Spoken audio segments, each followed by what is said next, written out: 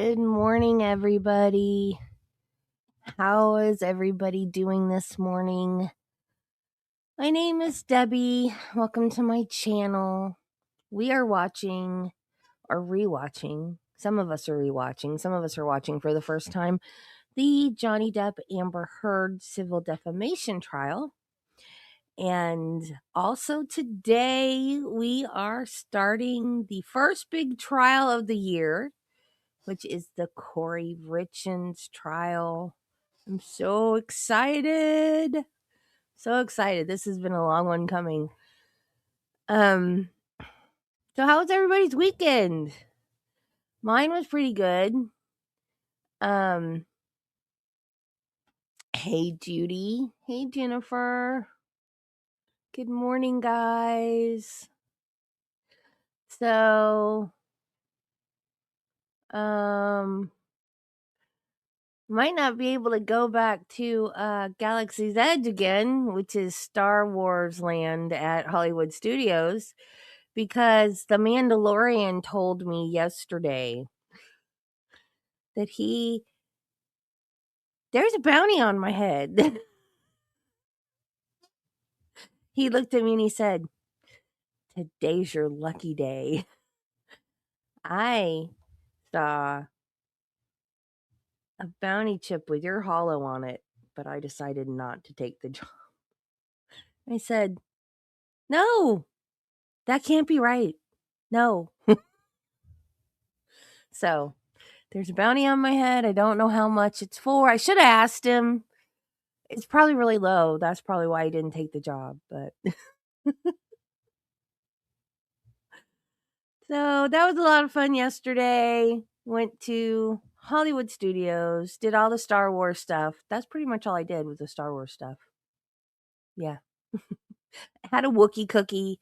Those things are like that big, that thick. I couldn't even fit the whole thing in my mouth. Oh, and did I tell you guys about the delivery? The last time Amazon screwed up my delivery because they can't find my house. So they said they left it in a secure location. Hey, Wiggles. So they left it in a secure location. I looked all over the place. So I texted him and I'm like, "What secure location? I can't find it." I said, "They lost it again. They left it someplace else." So they gave me a refund on that.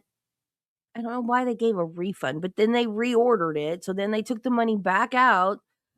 And so I got the replacement package. It was mostly yarn and a phone holder. So then someone found the package wherever they left it and they turned it into the post office. So the post office delivered it to me. I was like, well, I got two now. But like I said, it was mostly yarn. So I texted Amazon and I told them what happened. And they're like, "Oh, you can just keep it." I was like, "Yay, free yarn."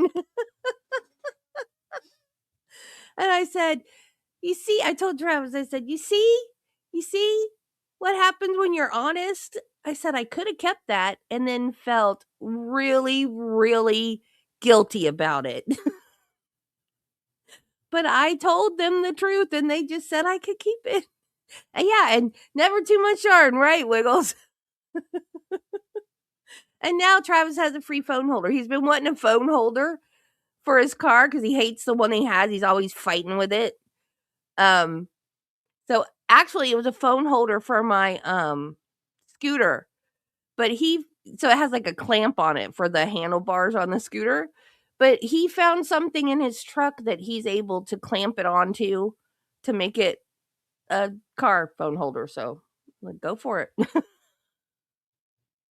And I might bring mine in and see if I can. I don't know. This one, since I rearranged my desk and rearranged the angle, this one's better. I'm not doing this. You guys aren't looking at my nose anymore. So I might not need. I was thinking about taking the one from the scooter and when I'm not using the scooter, putting it in here. But this works. Since I rearranged everything, I think it works okay. So I'm still trying to figure out, and this, I'm trying to figure out a better place to put it, but I just need those girls to come and get everything out of that room. They've got a bunch of stuff out of it, but they still got to come get more. I want my room back. It's like they're holding my guest bedroom hostage.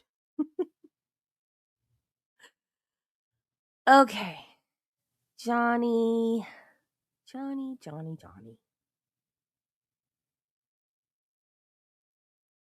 Oh, dang it. Debbie. I don't have it pulled up. I was so excited. I was so worried about getting all the Corey Richin stuff done and getting my live stream scheduled that I forgot to go to YouTube and pull up the Johnny Depp stuff. I've been running around like a chicken with my head cut off this morning.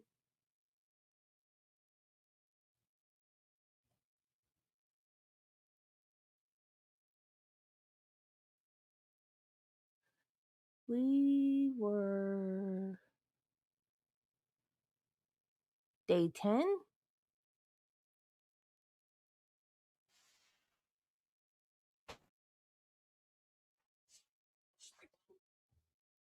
Yeah.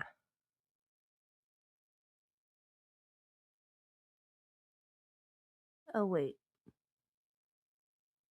Maybe not. Darn, I forgot. Judy, help.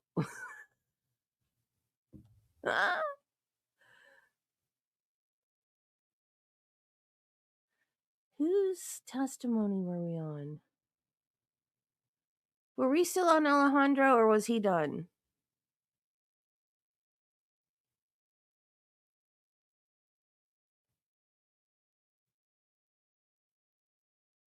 I'm sorry, guys. I was so worried about getting the Corey Richin stuff done and up that I didn't get prepared. Is that where we are? I haven't seen that guy. I think that's where we are. What were you researching? I was having a hard time keeping up yesterday with the chat.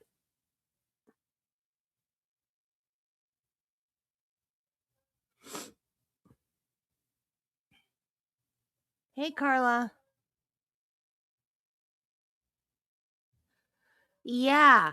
Judy was saying that. Oh, I didn't read Judy's trivia. Good Lord. What is wrong with me? It's Monday. I can't get it together. 65 degrees here last Thursday, snow, and 28 degrees today. What you going to do if you live in Ohio? Yeah, last weekend it was shorts and t-shirts. It's like 38 degrees today. It's all over. It's not just in the normally cold places. It's like Mother Nature's off her meds or something.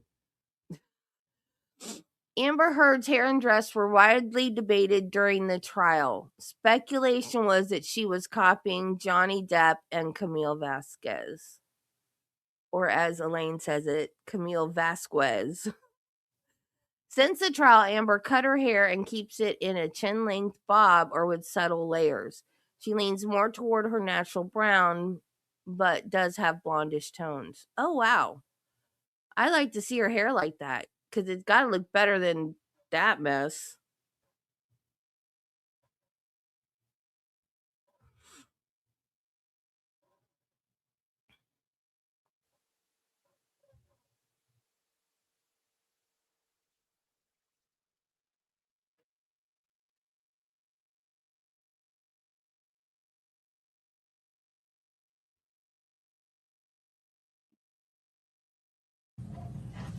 Christian Carino, and the work address is 2000 Avenue of the Stars in Century City. And that is in California? Correct. And what is your current occupation? I'm a talent agent. And could you give me just a very brief description of your educational background and work experience? Sure. I have a BA from the University of Massachusetts, and my work background is I've been at CAA for approximately 16 years, and before that, I had a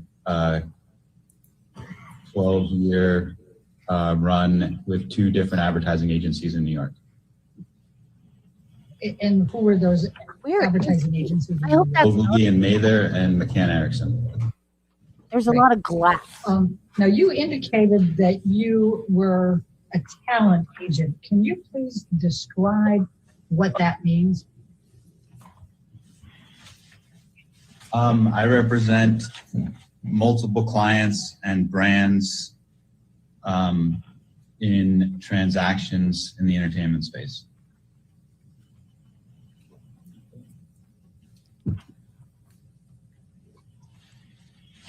And when you say in the entertainment space, what are you including? Just the different genres of entertainment, everything from motion picture to television to books to licensing to modeling, all the different areas that the agency operates in. As a talent agent representing multiple clients, what types of services do you perform for them, and what is the objective? Okay. Yep. I conduct business transactions on behalf of clients and brands in the entertainment space. And what does that mean? It means I organize, pitch, transact in contractual agreements between talent and studios, talent and brands, entertainment platforms and individuals, brands and individuals. Do you represent any actors? I do work with every different group of talent within the agency, and for each person, it's different, the business that I personally oversee for them. So in some cases, I am negotiating contractual agreements for a music artist to go to Las Vegas. In some cases, I'm transacting an agreement for an artist to have a relationship with a brand. In some cases, it's an artist with a platform like Netflix. It spans the general platform capabilities that the agency has overall. Is one of the objectives of your representation to build the careers of the individuals you represent? Yes. Did you have any conversations with Mr. Waldman in which you expressed any thoughts or opinions on how you believed any litigation was having an effect on Mr. Depp's reputation or career? Yes. How many times? One that I can recall. And when was that? I have no idea. Years ago. If you expressed to Mr. Waldman that the sooner the litigation was over, the better for Mr. Depp, what were you thinking when you said that? Why did you think that? I think anytime somebody is in litigation publicly, it is at a minimum a distraction to that person's career. And in a lot of cases, it's it negatively impacts that person because there's attention drawn to them that it is outside of what people want to know about that person. And what do you mean by it distracts from the career?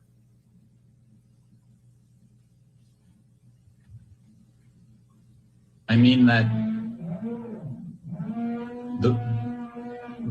with somebody who is well known, people don't want to hear they're in a lawsuit with anybody about anything.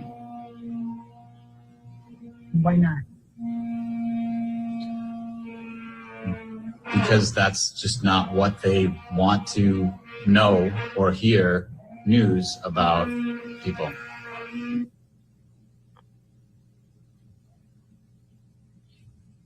And why do you believe that? Based on my experience in this world for the past 16 years.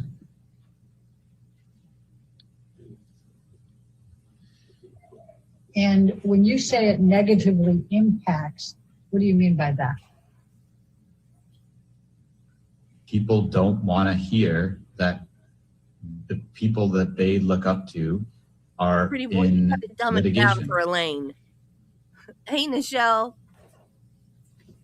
Do you also believe that that impacts career decisions by producers, directors, companies with brands, things of that nature? Yes. And in what way? Good God, Elaine. Because the general public doesn't want to hear that people that they look up to are in litigation.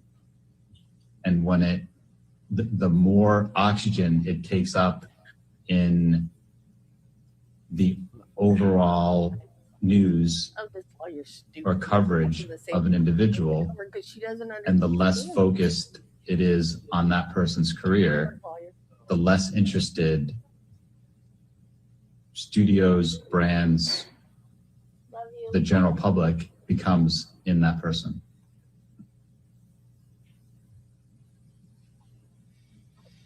And therefore less opportunities? Yes.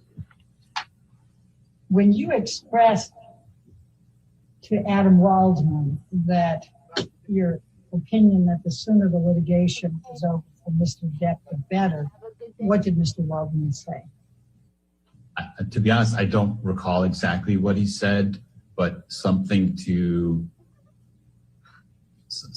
That's like, what I said, Nichelle. There's too much glass. It can't be his house. Or maybe it is. Maybe he loves to look at himself. Mr. Carino, I'm going to ask you to take a look at what has been marked as Carino exhibit number. We'll keep it labeled 4. Do you believe that the Mandel lawsuit posed a distraction to Mr. Depp's career?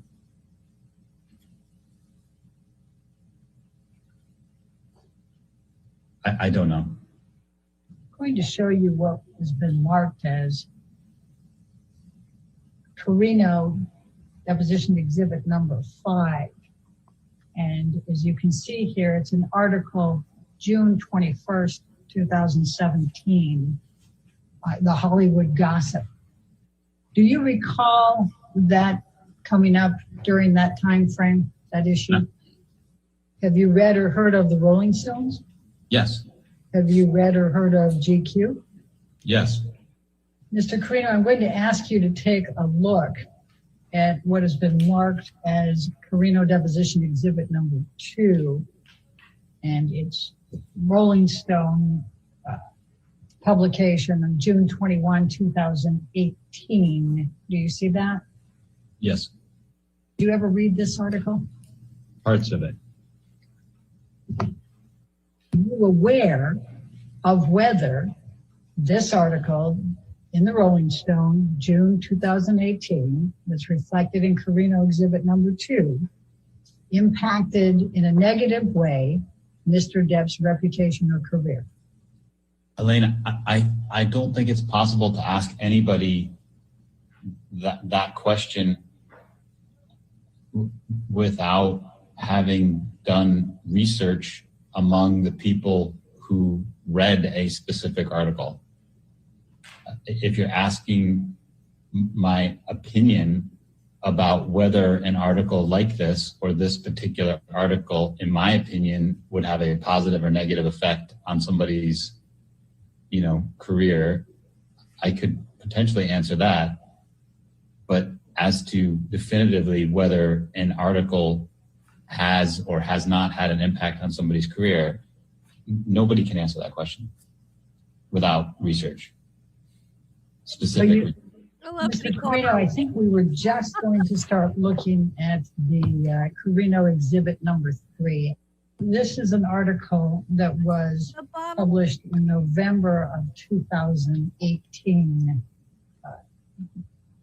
Do you recall reading this at some point? What publication is that? This is GQ. I probably read part of it, but I don't remember. Wait.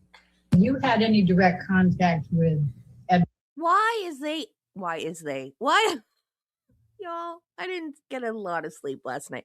What? Why are they asking him? Is he Johnny's talent agent? They weren't really specific, were they? White or his company? Yes. What is the nature of your contact with Ed White and his company? Payment on deals where Johnny was owed money. Bill collecting. When you say bill collecting, was it collecting on your behalf, or was it trying to collect from studios or companies? The latter. And so what would your involvement be in those circumstances? Ed, on occasion, reached out to me to ask about the timing of a payment that was owed to Johnny. All right. And were you able to answer those questions? I think in all cases, I just referred him to somebody who worked for me to find out what the payment schedule was. Other than these occasions where Ed White would reach out to you to ask when timing of payment, did you have any other connection or communication with Ed White or his last name starts with a C. in connection with Johnny Depp? No. Were you familiar with Jake Bloom?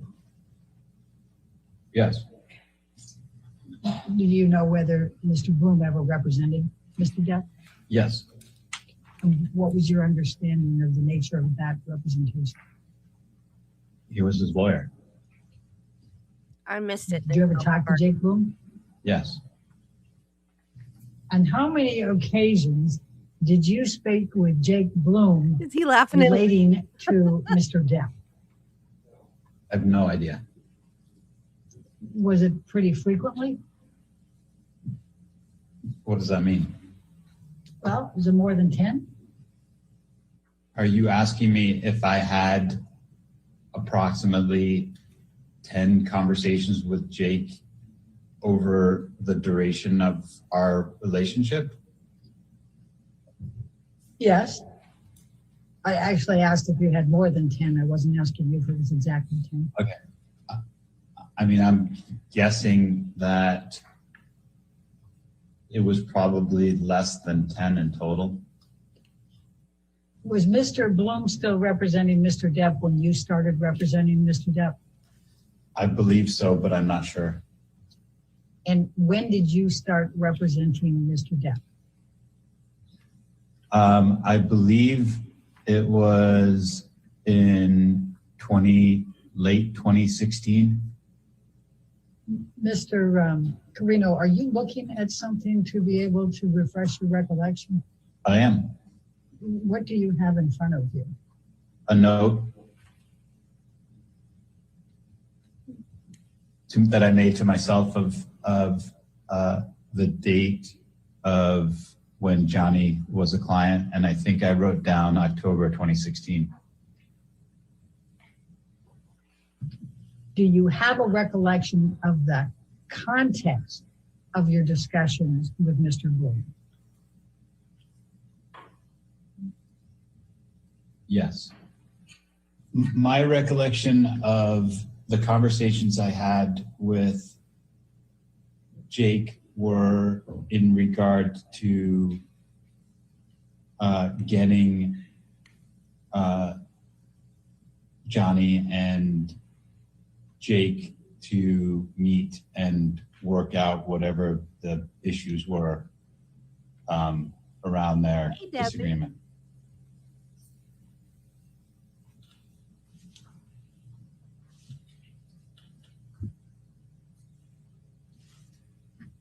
So you were trying to broker, if you will, a discussion between them to try to resolve their issues? Correct. Were you successful in that? I don't remember whether they ever got together and met about it, to be honest. Now I'm going to show you what has been marked as deposition, Carino deposition exhibit number 7. And this is a lawsuit that was filed on October 17, 2017. Were you aware of this litigation being filed by Mr. Depp on his behalf against Bloom, Hergott, Demer, etc.? Yes. And were you involved in any way in this litigation? No. Do you know one way or the other whether the filing of and the ongoing litigation associated with this lawsuit had any negative impact on Mr. Depp's reputation and career? I said no, Elaine. Do you recall whether there was any publicity surrounding this litigation that's reflected in the complaint that's Carino number 7? Are you asking me if I'm aware if the Jake Bloom litigation was made public? Yes. Yes. And in addition to being made public, do you recall whether there was publicity surrounding the Jake Bloom litigation? Yes. And do you recall whether there was publicity surrounding the Mandel litigation? Yes. Mr. Carino, I'm going to ask you what has been marked as deposition exhibit number 10. His last name is Carino. And in this particular one, we have, this is the article that was written in the Sun Times that was the beginning, if you will, of the UK lawsuit. Do you have a recollection of seeing that? No. Did you ever read it? I don't know. I'd have to, I don't know. I'm sure I read at least part of it if it's the original document that caused the Sun legal issues. Now, the date on this one is April 27, 2018. Do you see that on there? Yep. Mr. Carino, I'm going to ask you what has been marked as deposition, Carino deposition exhibit number 11. And it's dated June 13, 2018. It's hard to see that little stamp there, but it was filed on June 13, 2018. And it's Mr. Depp filing the news group, Newspapers Limited, who owns The Sun, and then Dan Wooten. Were you aware that Mr. Depp brought this lawsuit in the UK against The Sun and Mr. Wooten? Yeah. Mr. Carino, I'm going to ask you to take a look at what has been marked now as Carino exhibit number 12. This is published in the Washington Post on December 18, 2018. Were you aware of this article? Yes. Op-ed. Yes. Mr. Carino, when I asked you whether you were aware one way or the other, whether this lawsuit that's reflected in exhibit number 11 had a negative impact on Mr. Depp's reputation and career, you answered no. What did you mean by that? I meant that there isn't a way for any individual to know whether the filing of a document had an impact on somebody's career, positive or negative, without specific research conducted in exactly that case. The same as in the facts that you, because you haven't researched it, you don't know whether it impacted Mr. Depp's reputation or career, correct? I believe I stated that unless someone had done research specifically about the filing of this document and its impact one way or the other, it's impossible to answer the question. I'm going to show you what Lady, quit asking me that question. Reno number 14. This is the lawsuit that Mr. Depp filed against Ms. Heard. Do you believe that the filing of this lawsuit reflected in Carino deposition exhibit number 14 and the attendant publicity has had a negative impact on the reputation and career of Mr. Depp? No. And why not?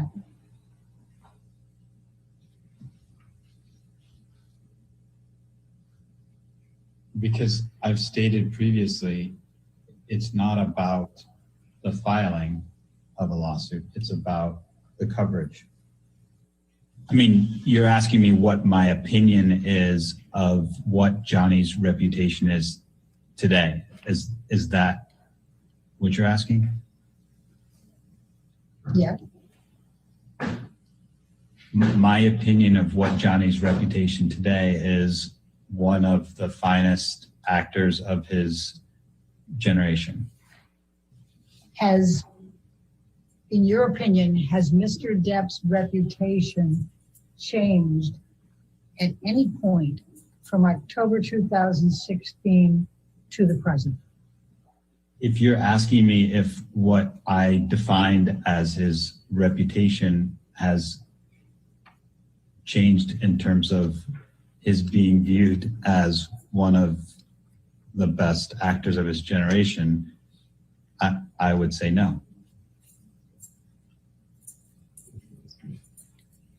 So just so I'm clear that I understand your answer, in your opinion, Mr. Depp's reputation is that he is one of the finest actors of his generation, and that has been his reputation since you started representing him in October 2016. It still is today, and it hasn't changed during that time frame. Is that correct?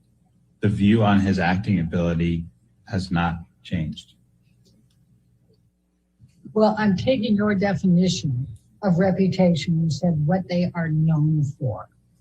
So I'm taking that specific definition, and I'm asking, is there anything other than that Mr. Depp is one of the finest actors of his generation that he is known for that has changed between October 2016 and the present? The only way I can answer that is as it relates to his professional capabilities. That has not changed. Is there something that has changed that doesn't relate to his professional capabilities? I don't know how to answer that, Elaine. Using your definition of reputation, which is what a person is known for, is there any aspect of what Mr. Depp is known for that has changed between October 2016? Yeah, Jen, this confused the heck out of me when they started doing showing the tape depositions. I guess when there's a deposition, even though this is a witness for Johnny, the defense attorney starts the questioning and then Johnny's attorney takes over, which I don't understand, but they've been pretty clear. They'll tell you when Johnny's attorney starts the questioning on the depositions. But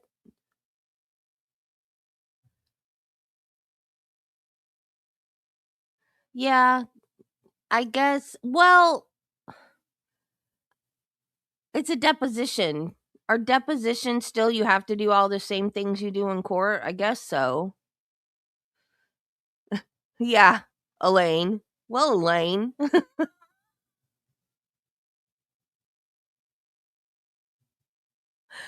Yeah, I think it's weird, but I guess that's how they do depositions. I don't know. And the present. I've stated what I think his reputation is, and I've stated that, in my opinion, his professional reputation as it relates to the quality of his acting abilities has remained unchanged.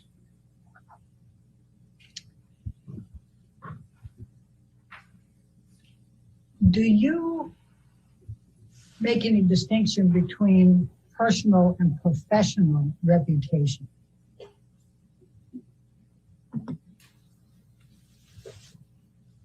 Yes. And what is that distinction?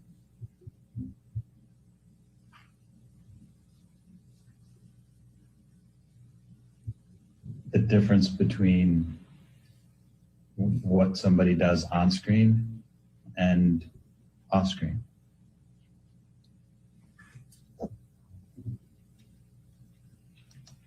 What is your opinion of what Mr. Depp was known for off screen when you started representing him in October 2016?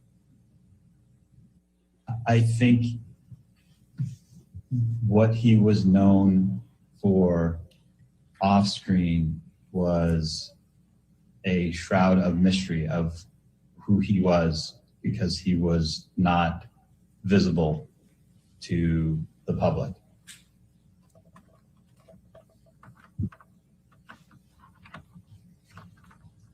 Hey, Jill. And that was back in October 2016? I don't have a specific date for that. All right, but when you started representing him, that was your sense? Yes. Okay. Did that change over time? Yes. And in what way did it change?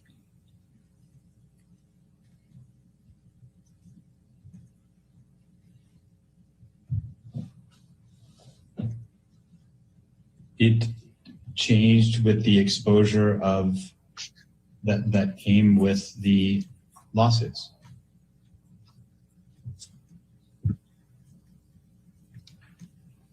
And the lawsuits that we're talking about are the ones that we've already taken a look at: Exhibit 4, 7, 8, 9, 11, and 15. No, I mean 14. I mean, I'm not talking about any one or two specifically, in general. Do you believe that Mr. Depp is still a shroud of mystery, not visible to the public? No. And when did that change? I don't know exactly when. Would you say it was cumulative over the period of time as a result of all of the litigation? in the publicity ensuing? Probably. Agree with that. Is there any one specific litigation that you believe most significantly Okay, that was something I didn't know. I didn't know if depositions were more casual or if you had to act as if you were in court or not. So thanks for clearing that up for me. impacted on Mr. Depp's personal reputation no longer being a shroud of mystery and not visible to the public? My opinion is that Amber's accusations would have had the most dramatic impact on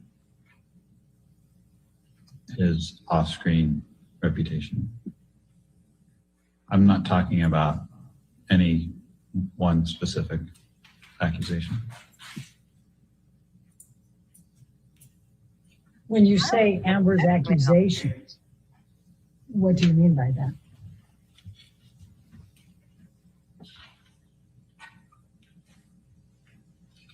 Just what he said, Elaine. I mean, the things Good that Lord, woman. she's accused Johnny of doing, both in that have been made public.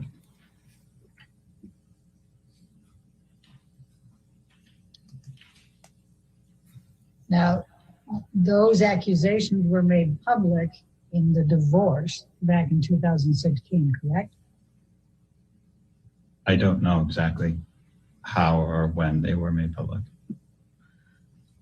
Given that you believe Amber's accusations would have had the most dramatic impact on Mr. Depp's off-screen reputation, would Amber have been filing the divorce action and obtaining a domestic violence restraining order have had a dramatic impact on Mr. Depp's off-screen reputation?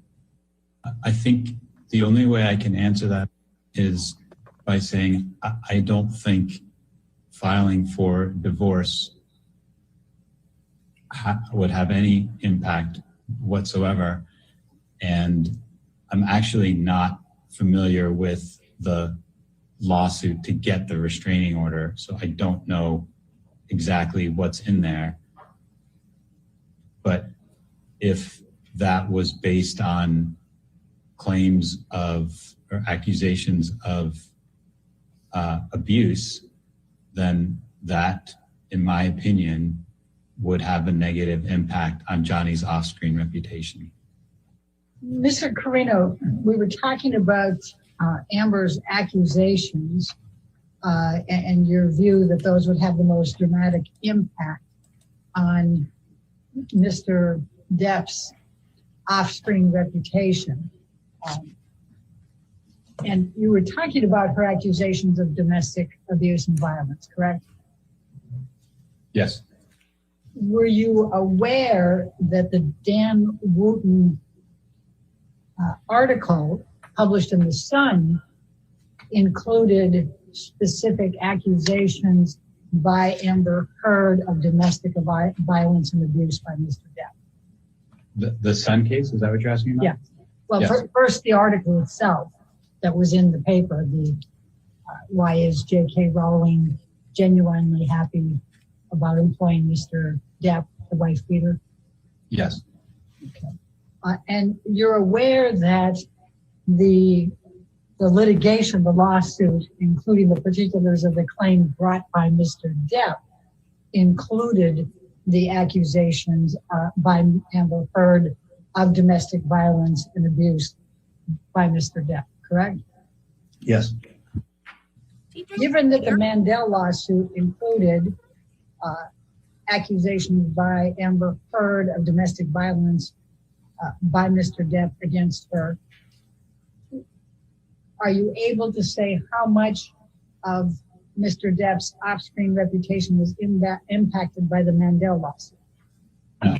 Now, you were aware that the op-ed by Dan Wooten in The Sun included accusations by Amber of domestic violence against Mr. Depp, correct? Yes.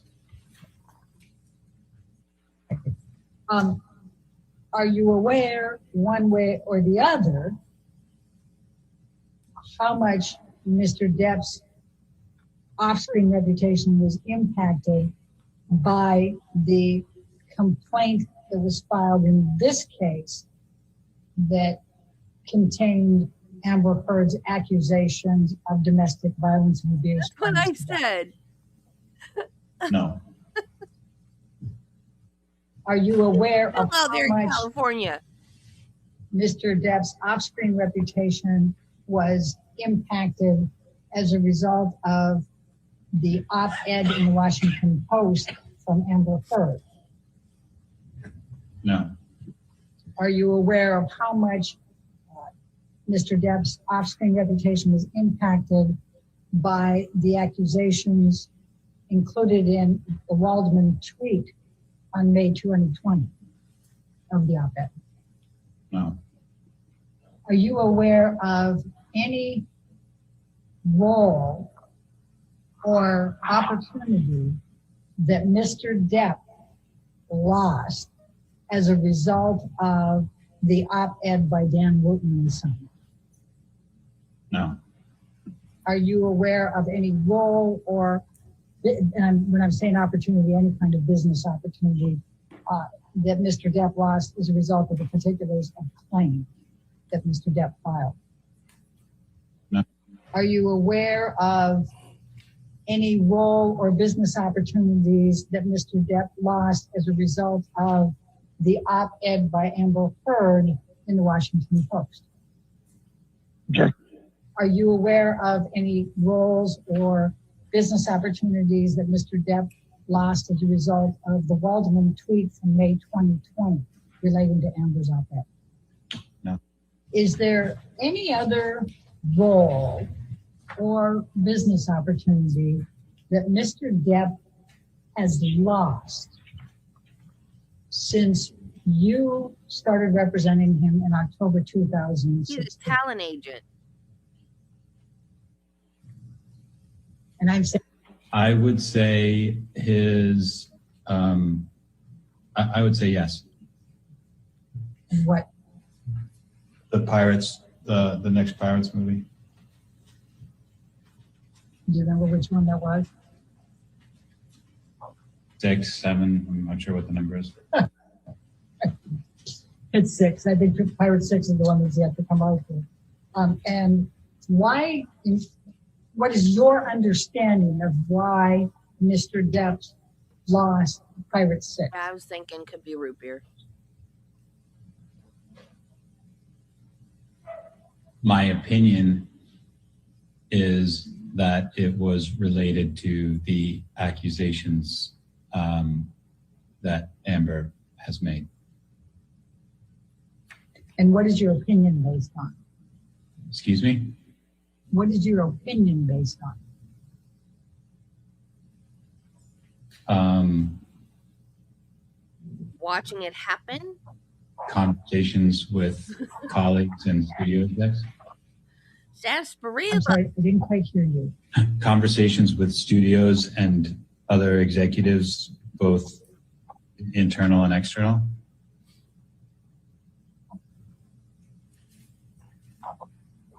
When you say related to the accusations that were made by Amber Heard against Mr. Depp, are you talking about accusations of domestic violence and abuse by Mr. Depp?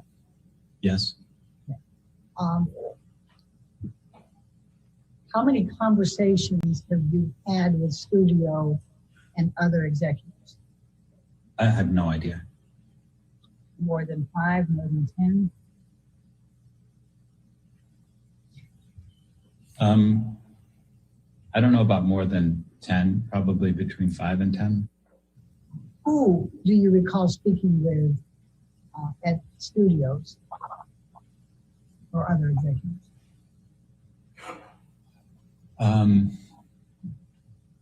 Jerry Bruckheimer, probably mostly Jerry, and then colleagues at CAA. When did you first have any conversations with Jerry Bruckheimer about Pirate 6 and Mr. Depp? I have no idea. Do you recall whether it was in 2016, 2017, 2018, 2019? I don't. He said, woman. When He did has you no have any idea. conversations with colleagues at CIA? It would have been whenever the decisions were being made about how to cast that movie. I don't honestly, I don't know what year that was. Do you recall who you spoke with at CIA? I spoke with Jack Wiggum. I spoke with Brian Lord. What do you recall Jerry Bruckheimer telling you?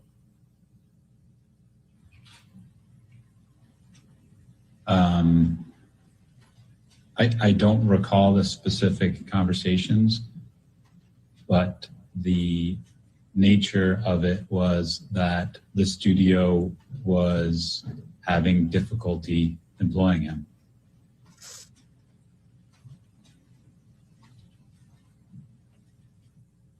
And did Mr. Bruckheimer tell you why the studio was having difficulty employing Mr. Depp? Didn't cut off their nose to spite No, your face. not specifically, but it was understood. Did you ask? I didn't need to.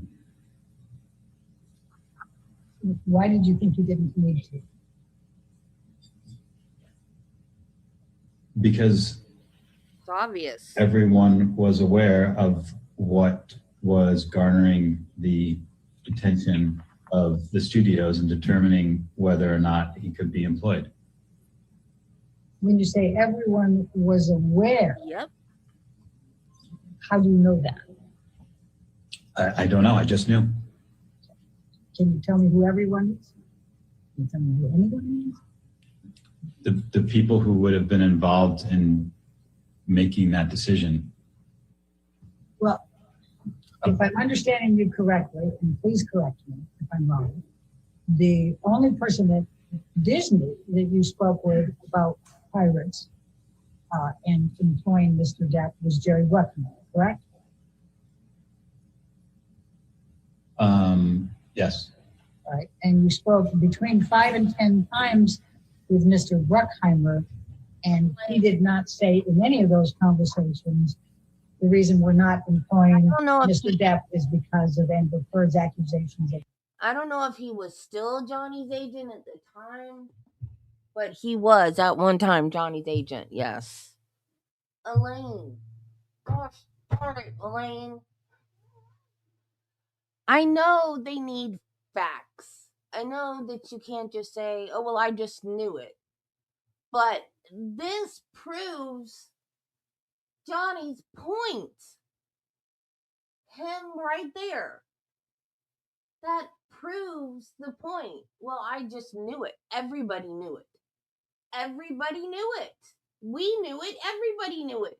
It was not a secret that the man lost movie roles because of his whatever. I can't say what I want to say. Domestic violence and abuse by Mr. Depp, correct? That's good. Mr. Carino, when we went off for the break, we were talking about your discussions with Jerry Bruckheimer and other executives at CAA respecting Mr. Depp not being employed further at Disney and likely not Pirates. And I think a question came up right before the break. And so I just want to make sure that I have clear. Did you talk with anyone other than Jerry Bruckheimer at Disney about Mr. Depp not being employed again at Disney or Pirates? No. Okay. And was I correct that you, in understanding, you had somewhere between 5 and 10 conversations with Mr. Bruckheimer relating to this topic? Probably less than that. Well, you know, I talked to Jerry regularly. Johnny on the stand made a very good point that, and he's not wrong, they've kept his likeness in the rides on merchandise. You know, so many things are still Jack Sparrow related in the parks. there's a pirate scavenger hunt, and it's not his voice, but it sounds like him. It's an imitation of his voice. Like, he's still Jack Sparrow. And Disney has said when 6 comes out, it's not like they're recasting Jack Sparrow. There won't be Jack Sparrow on it. They're saying they want to go a different direction. That it has nothing to do with this. That they just want to go in another direction. And they want a whole new cast, blah, blah, blah, whatever. Which I don't believe. I will never believe that. Because Captain Jack Sparrow is their moneymaker. Who's going to go see a Pirates of the Caribbean movie without Captain Jack Sparrow? But absolutely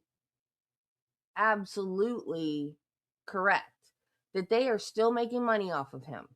So they fired him from the next movie, yet still making millions of dollars off of his likeness. It's ridiculous. And yes, I still love Disney, even though they're evil.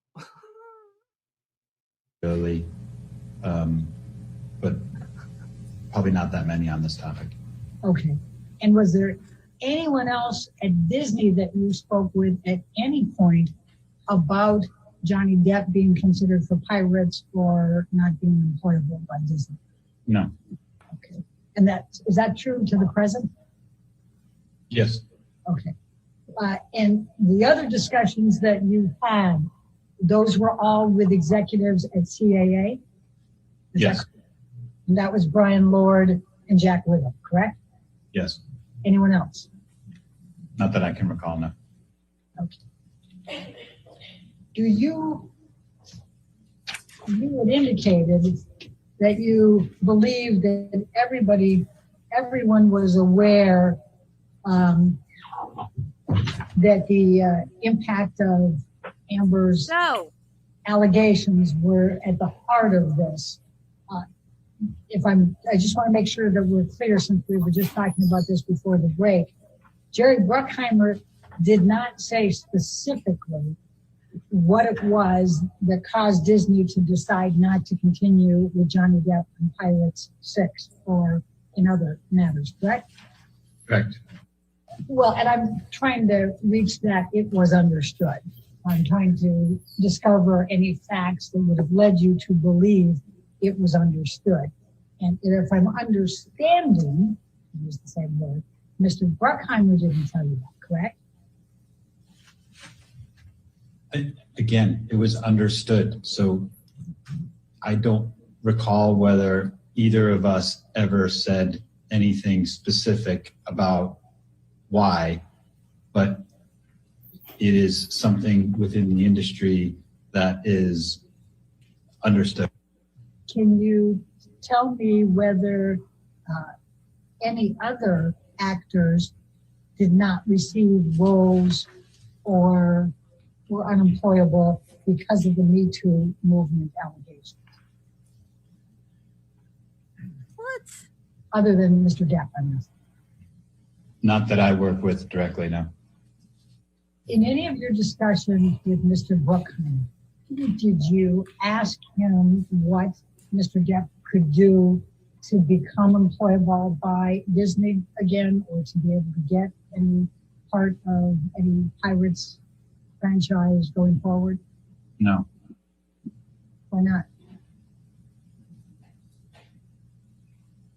Because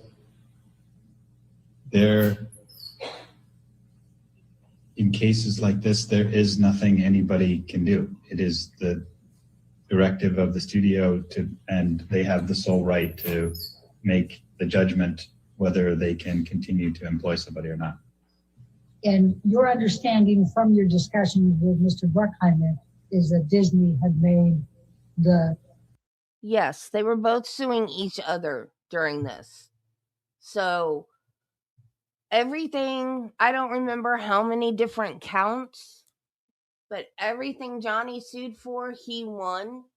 Only one of the things that Amber sued for, she won. And that was Adam Waldman, which was his attorney at the time, tweeted that, because I don't know if you were in here Friday I think it was Friday when we watched it, when they had the fight and he left the penthouse, she called 911, or somebody called 911, and the police showed up. And then her friend Io called 911 from New York. So the police came back. A different cop came back. So Adam Waldman, who was Johnny's attorney at the time, I guess, tweeted that they called the cops and the cops didn't do anything. So then they spilled some wine and trashed the apartment to make it look like there'd been a fight. And then they called the cops again, which isn't what happened. So the jury sided with Amber on that one. So they just subtracted so Johnny won, but they subtracted what she would have got for that count out of his winnings or something like that. But I don't think he didn't end up getting all of that money because she didn't have it. So yeah, they were both suing each other at the same time.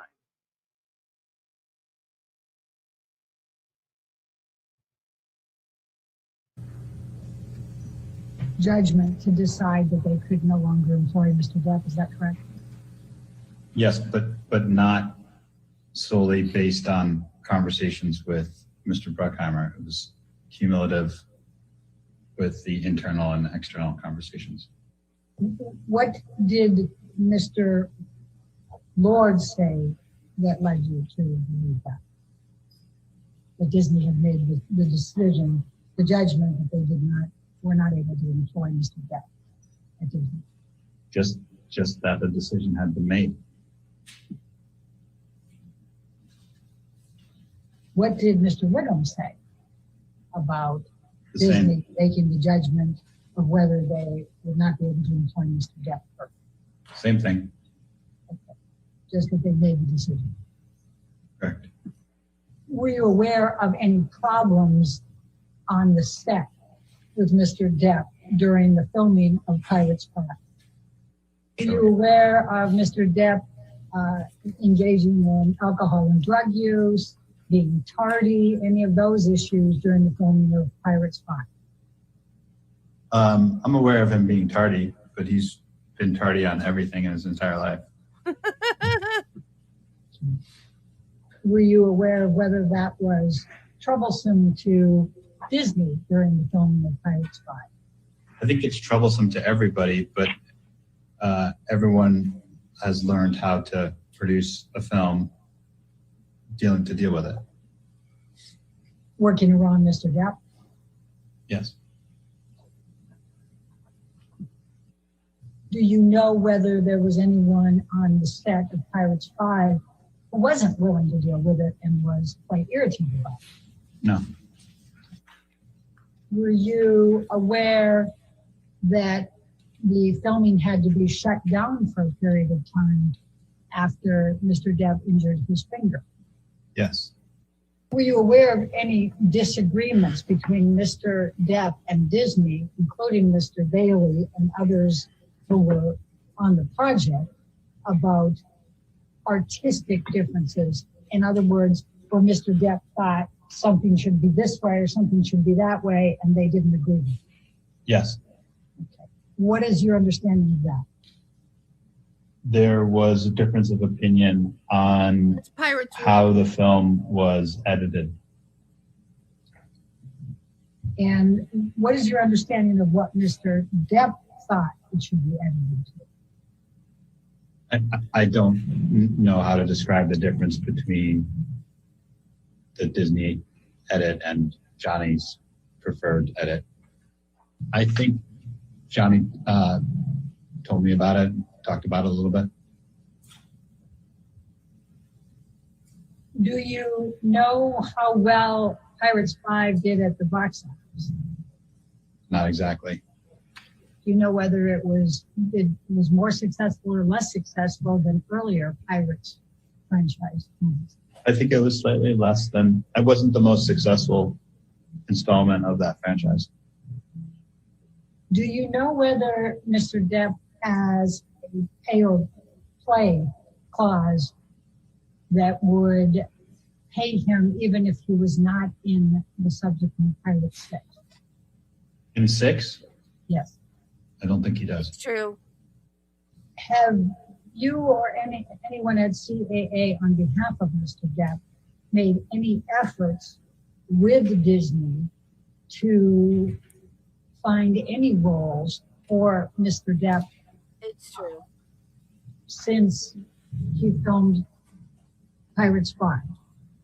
My efforts were probably primarily around Houdini, which at one point was a film, but other people at CAA for sure did, yes. Who were they? Oh. While I'm thinking about it. I would start with Jack Wigham. Okay, while I'm thinking about it too. Okay, you know the Epstein files, garbage, evil people. They had a code word for kids. It was pizza and cheese was girls and pepperoni was boys, or vice versa. I don't know which. Hey, Ken. So there's a thing going around, and it's a picture of Johnny with 2 little kids, and then it's text, supposedly Johnny's text about wanting to order cheese pizza or something like that. The texts are fake.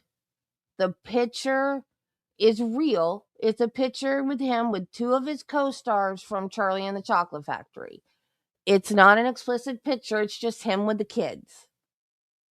The picture's real. They've stuck it on top of fake texts that are supposedly to Epstein or whatever. It's not real. Johnny has nothing whatsoever to do with Epstein.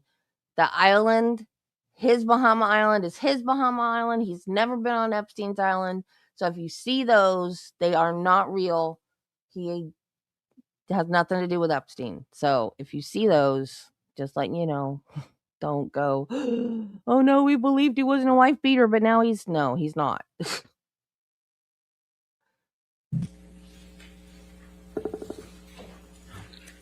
We'll now play volume 2 of Mr. Carino's deposition, at which. Okay. Maybe time for afternoon. Sure. Why don't we just close enough to it? Absolutely, Your Honor. All right. Before we get to volume 2, let's go ahead and take a 15-minute break. Please do not talk to anybody about the case and don't do any outside research. Thank you.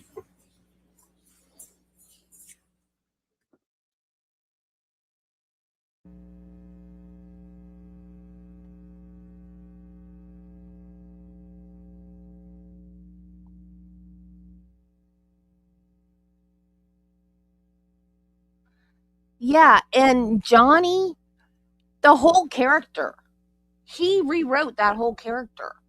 The whole Jack Sparrow thing, that's not how Disney wrote him.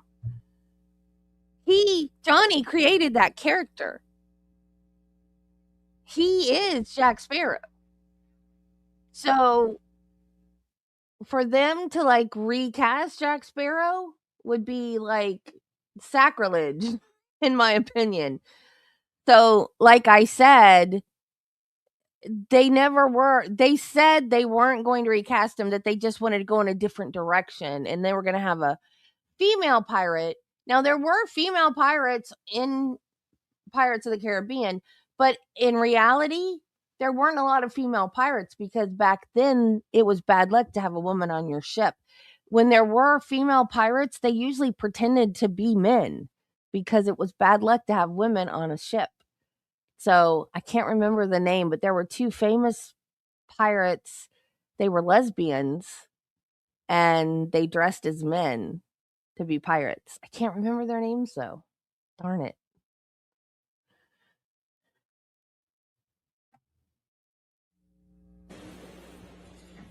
Okay, let's get to church.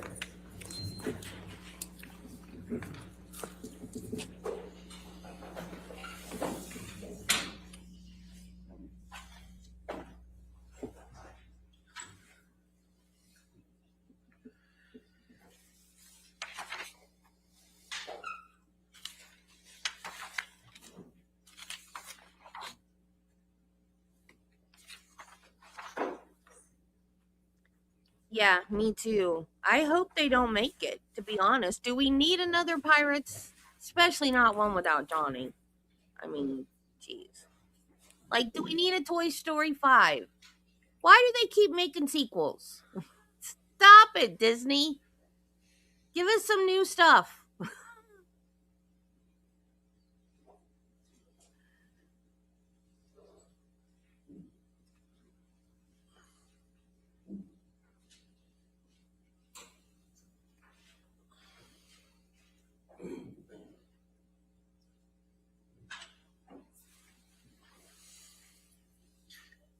All right. You want to continue with this witness thing? Yes, thank you, Your Honor. We'll now play volume 2 of Mr. Carino's deposition, which is the questioning from counsel for Mr. Depp. Okay, thank you. You're aware that this litigation involves a dispute between Johnny Depp and Amber Heard, correct? Correct. And you know both of those individuals, correct? Correct. Who did you meet first? Amber. Mm-hmm. When did you meet her? I don't know Where is he now? exactly when, but probably within the first few years of being at CAA. Oh. Okay. Interesting. So can we, as an estimate, say 2005, 2006 timeframe? Sure. I don't actually know, but sure. But it was pretty early on at your career at CAA. Correct. And describe for me the events of your meeting her. She was represented theatrically at the time by an agent named Warren Zavala, who has since left CAA, and he brought her down to my office because he wanted me to represent her with him, specifically in the commercial space. And what do you mean represent her in the commercial space? Help identify business opportunities for her with brands. Okay. So not as an actor? Correct. And did you take on that representation? I did. And at some point in time, you did consider her a friend, as in addition to you two working together. Is that right? Yes. And in that regard, did you and her do anything social? Yes. And can you describe for me generally what types of activities you two would do together as friends? We would go to dinner, go to events together, hang out at each other's residences. And at some point in time, did you consider Mr. Depp a friend? Yes. And how did that relationship evolve? And I'm just talking about you and Mr. Depp becoming friends. I spent a fair amount of time with both of them together. Oh. And at some point started to spend time with him on my own as well. I see.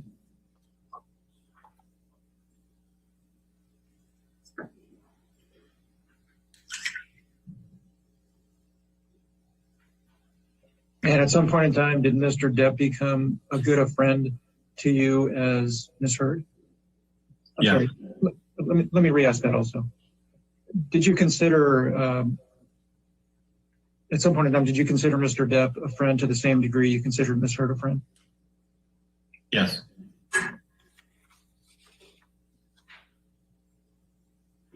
And at some point, let me ask you, at some point in time, did you represent Mr. Depp professionally? Yes. And can you explain to me how it came to you representing Mr. Depp professionally?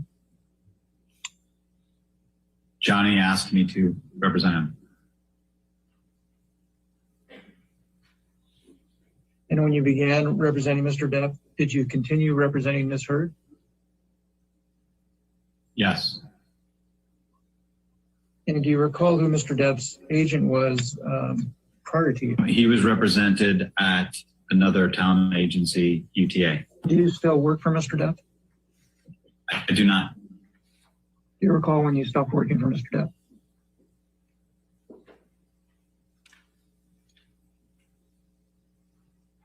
Within the past 2 years. And can you describe the circumstances of you no longer working for Mr. Depp? He left CAA to follow an agent who left CAA to become part of a founding group in a new management company. And who is that person? Jack Wiggum.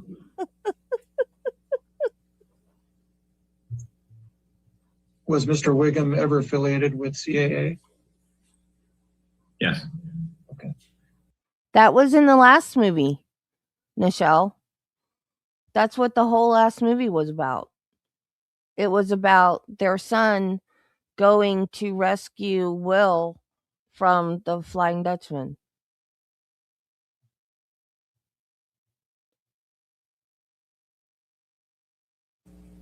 And say that when Jack Wiggum departed CAA, Johnny went with him? Yes. And when Mr. Depp left CAA, did you remain friends with him? No. Okay. Well, I should probably first ask, at some point in time, did your friendship with Mr. Depp end? Yes. And when was that?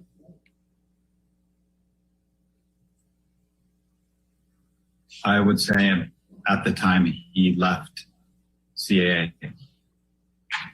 And did him leaving CAA have something to do with the end of the friendship? I don't know. Are you still friends with Miss Heard? No. And when did that friendship end?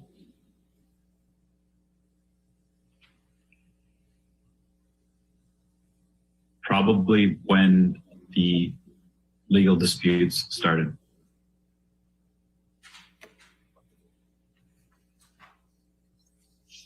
And what legal dispute are you referring to? This one?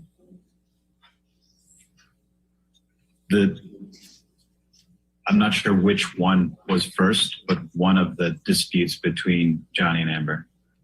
Okay. But it was, your friendship with, you're not referring to their divorce, correct? Correct. Okay. So you remain friends with both of them through their divorce. Is that accurate? Yep. Yes. Although you're no longer friends with Mr. Depp, do you have any animosity towards him? I do not. And same question with respect to Miss Heard. Although you're not friends with her any longer, do you have any animosity towards her? I do not. Do you recall when it is the last time you spoke with Miss Heard? I do not. Would it have been around the same time that your friendship ended with her? I would assume so. Exhibit 16. No, Mr. Carino, you'll see at the bottom here, and I don't know if you can see it. If you see at the bottom, it has a bait stamp number under the yellow tag, CC00070. Yes. Do you recognize this document? And take your time if you need to review it.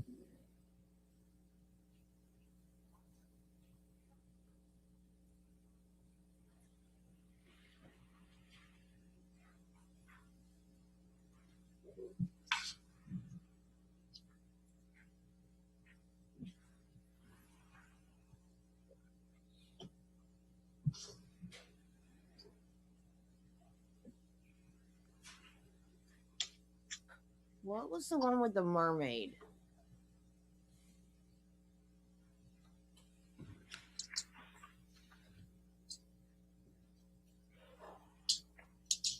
Yes. On Stranger Tides. And do you understand this to be a true and authentic copy of email exchange in which you were involved? I believe so. Okay. Okay. and you'll see it's dated January 11th, 2018, and the subject is WME. Do you know what is your understanding of what WME is? William Morris Endeavor. And what is that? It's another talent agency. Okay. And you've read this email from Ms. Hurd to you, correct? Correct. So at this point in time, was she a close friend of yours? Yes. And ultimately, did she leave CAA? Yes. And it was at this time? Yes. During the entire time you represented Ms. Hurd, did Mr. Depp ever interfere with your representation of Ms. Hurd? No. Did he ever ask you to do anything with respect to her career? Not that I can recall. Exhibit 17. Now, Mr. Carino, this particular document was not produced by you. You'll see that at the bottom here.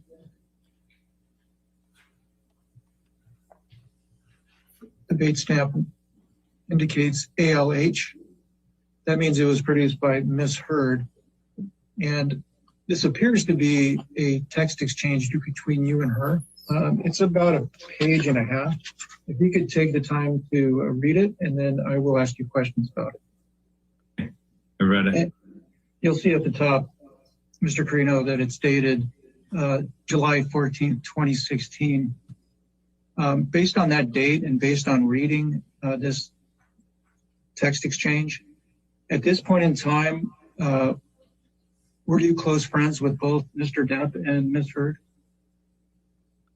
Yes.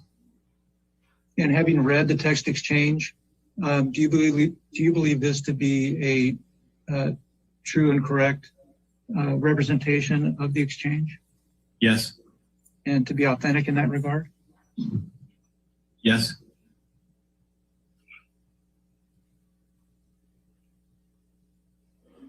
Now,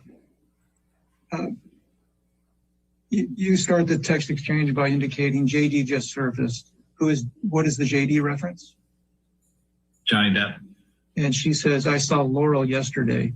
Who is Laurel? Laurel's a therapist. Do you know her full name? Laurel Anderson. Did you independently know Laurel? Yes.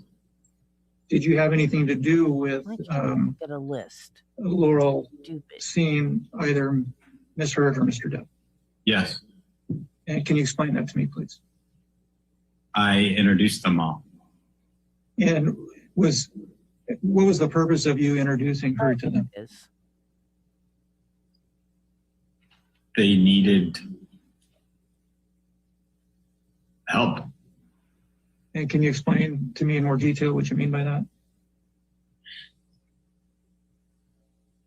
I think it was at a time where they needed somebody to help mediate the difficulties they were having.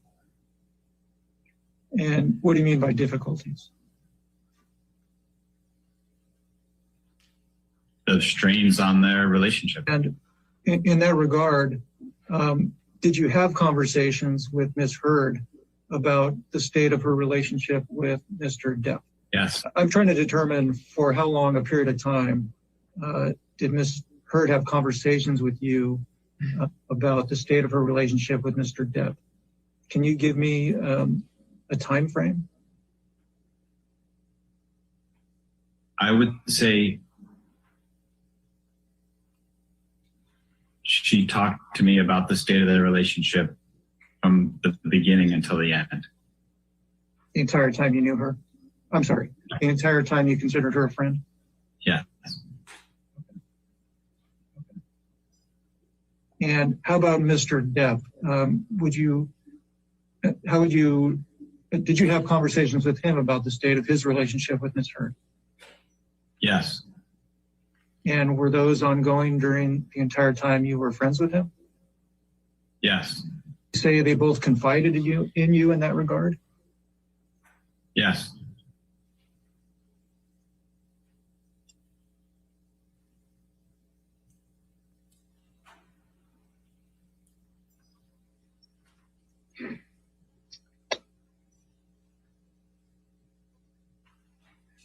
So back to this text exchange.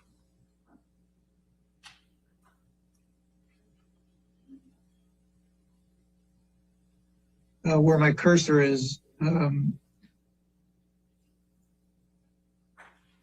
Ms. Hurd says to you, yeah, she said that Johnny and I need to talk directly. Do you know who do you know who Ms. Hurd's referring to there? Laurel. That was your understanding after reading this? Yes. And then you ask her, do you want to do something tomorrow? She says, yeah. She says, IDP, I do. You say, okay. And then you say, what is safe to do? Do you want to come to my place for dinner? What did you mean by what is safe to do? It meant avoiding paparazzi. Okay. And then she says, it's so fucked up. I just want to tell him that what they are telling him isn't true.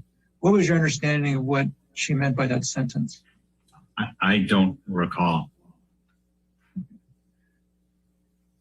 Mr. Carino, while she's doing that, at the outset of this deposition, I asked you if you recall being deposed about a year ago in this case, and you said yes. Is that accurate? Yes. Okay. What I'm going to show you now is the transcript, a portion of the transcript from that deposition. And who is Mr. Bruckheimer? Jerry Bruckheimer is the producer of the Pirates franchise. And who is Mr. Wiggum? Jack Wiggum was an agent at CA who worked with Johnny. Okay. And who is Mr. Lord? Brian is one of the managing partners of CAA and also worked on Johnny Depp. And what was your understanding of why the Pirate 6 job was not offered to Mr. Depp? Leo, you're asking my opinion? Yes. Because of the accusations that Amber had made. And what I'm about to show you, Mr. Carino, is a article in the Washington Post authored by Ms. Hurd. You're going to notice that the article will be presented sideways. So you'll have to tilt your head a bit to review it. 719. Do you, first, Mr. Carino, why don't you take control and just scroll through the document? It's just a couple pages.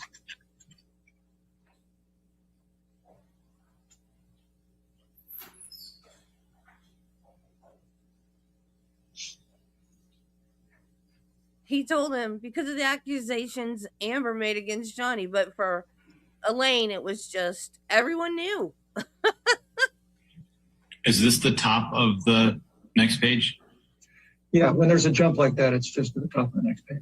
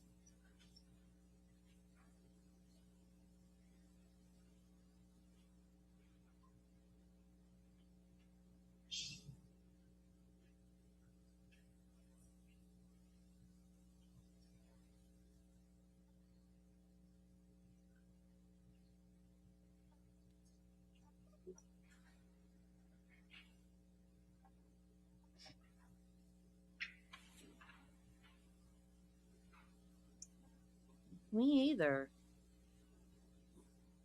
Okay. Mr. Carino, have you seen this document before? Yes. Do you know who wrote this document? Yes. Who wrote this document? Amber. Amber Heard? Yes. And do you see there on this first page of the document, it actually indicates that it's written by Amber Heard on December 18th, 2018? Yes. And do you understand that this document was authored by Ms. Heard and published on December 18th, 2018? Yes. And do you recall reading it at the time it was published? No. Mr. Carino, I'm showing you an email exchange in which you were involved.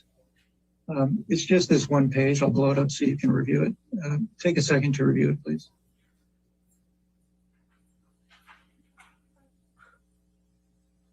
Why?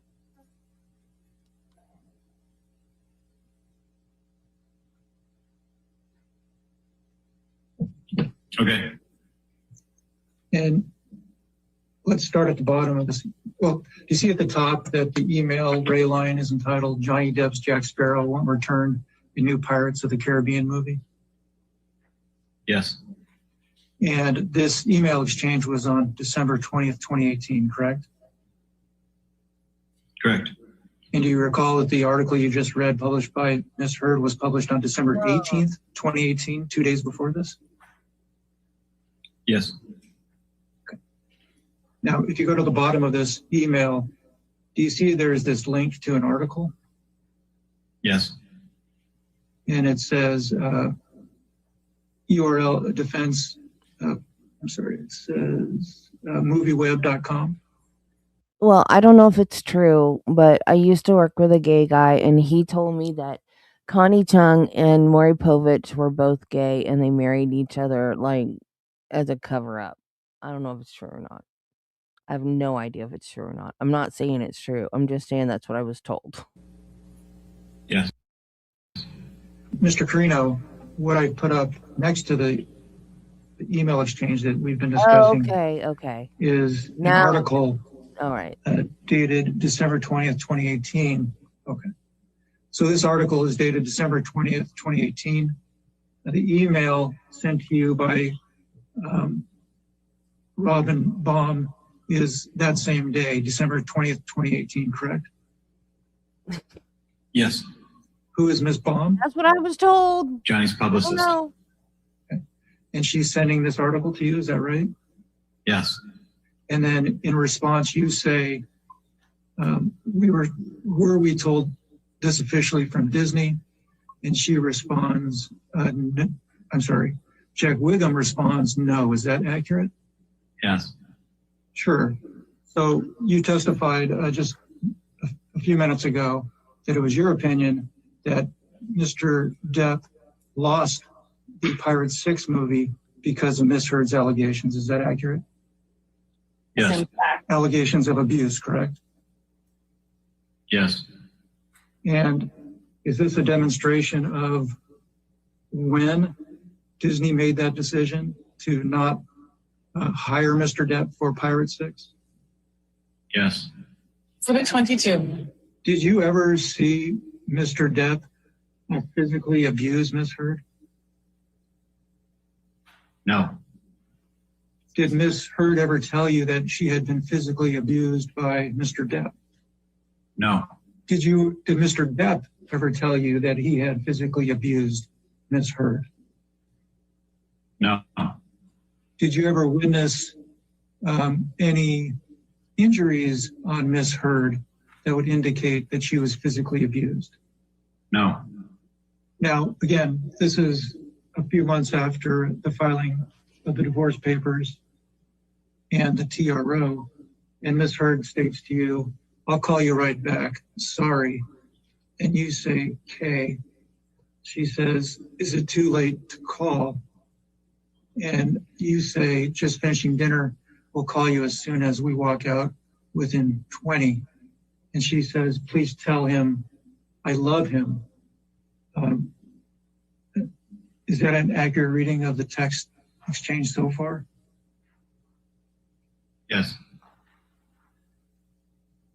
Do you know if at this time, based on your relationship with Miss Heard and Mr. Depp, whether Miss Heard wanted to reconcile with Mr. Depp? Yes.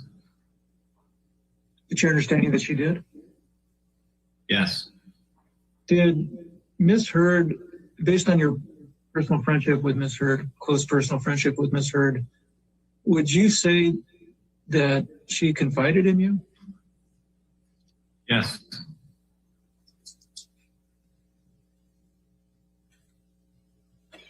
And what about Mr. Depp? Yes. Mr. Carino, at some point in time, after Miss Heard filed those divorce papers in May of 2016, did she make any requests of you to intervene in the relationship between her and Mr. Depp? What do you mean by intervene? Assist in, let's start with assist in communications between the two. Objection. Same objections. Can you explain to me what transpired in that regard? Walk me through it. So just so I understand, you set the meeting up at the request of Ms. Heard? Objection. Yes. And as part of you setting up, she told you that it didn't matter. I'm trying to understand what was the issue with respect to the TRO? My understanding of Okay, Carla, see the you. restraining order, at least at the time, was that he couldn't go within a certain distance of her. Okay. And what was her suggestion with respect to that issue in connection with her wanting to meet with him? And Mr. Carino, I'm showing you emails that were produced by you. First, the bottom of the first page, it starts at the bottom of the first page. The string above it was redacted. And you'll see that it starts on August 7th, 2017. Do you see that? August 7th, 2017, yes. Having read it, can you determine who you're speaking with in this text exchange? Amber. Oh, hang on. Let me ask you this. By him, you're referring to who? Elon. Okay. And at this point in time, were you still close friends with Ms. Heard? Looks like that's the case at that time, yes. And did she still, at this point in time, did she confide in you about her relationship? Yes. Okay. And you respond, I'm sorry, she responds, "I know, but I wanted time to grieve and recover in my own time." Is she still referring to Mr. Musbear? Do you know? Your understanding. I don't know whether she's referring to Johnny or to Elon in that line. Okay. In this point in time, do you know what her feelings were? What was your understand? at this point in time, what was your understanding based on your experience with her? What was your understanding of her relationship with Mr. Depp? I don't believe there was a relationship at that point. And you say, and you got that. No, she says, I hate that yet again a man lets me fall on the spikes by myself. You ask, how so? She says, oops. Meaning they are mad at me for leaving them and put things like this out there. You say,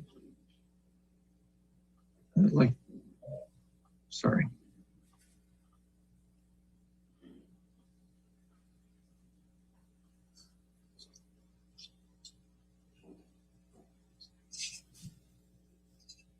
She says like that. You say, you could avoid all this if you stop dating uber famous people. You can be with a big man who isn't famous. What were you relating to her there? I believe what I was saying was, if you don't like being in the press about your personal life, then don't date people that are famous. Sure. You indicated that she moved on immediately after Johnny Depp to date Elon Musk. Is that accurate? Yes. Okay, sure.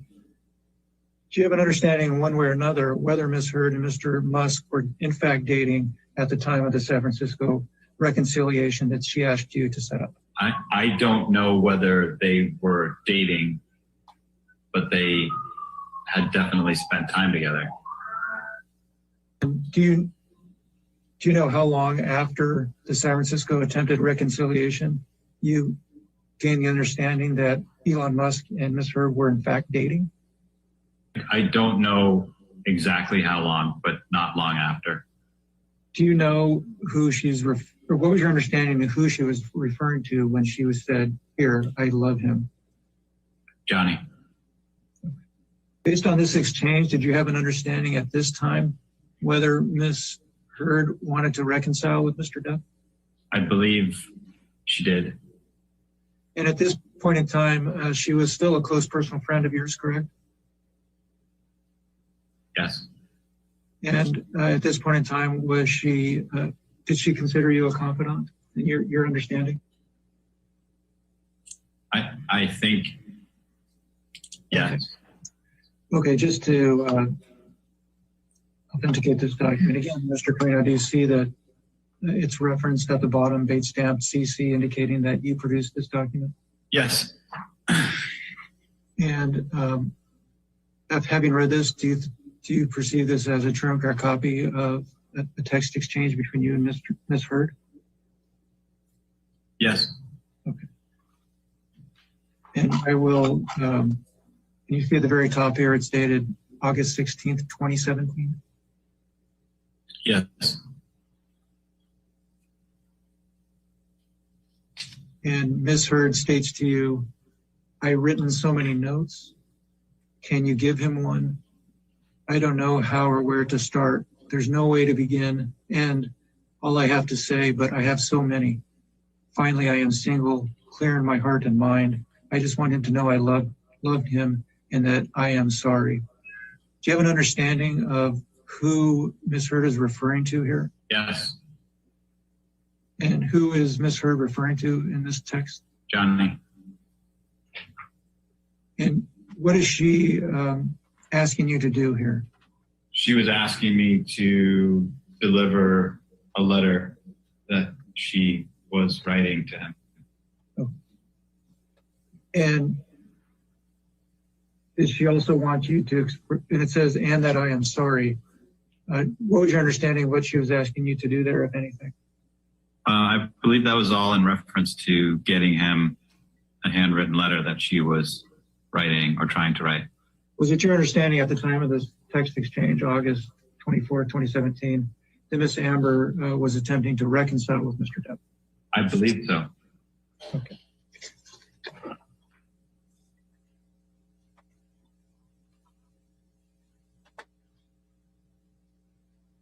and I know this may sound repetitive, but on August 20, at the time of this text, on August 24th, 2017, you and her were still close personal friends, correct? I believe so. There's not much here at all, Mr. Carino, but I did want to confirm that this was a document produced by you, correct, based on the date stamp on the bottom? Yes. And do you see it's dated September 27th, 2017? September 23rd. Oh, you're right. My apologies. It's dated September 23rd, 2017. And it's a text to you that says, God, I miss him. Do you have an understanding of what, who Ms. Hurd is referring to there? Yes. And who's that? Johnny. And do you see at the bottom, the date of the text is June 9th, 2018? Yes. Okay. And it says, I text him happy birthday.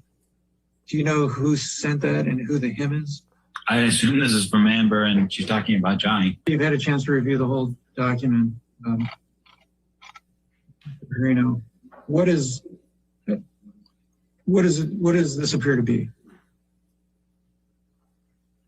It appears to be the communications around the time that we set up the meeting in San Francisco. And who are these communications between? Me and Johnny. Okay. And this first bubble, can you tell if the blue is you or Mr. Depp?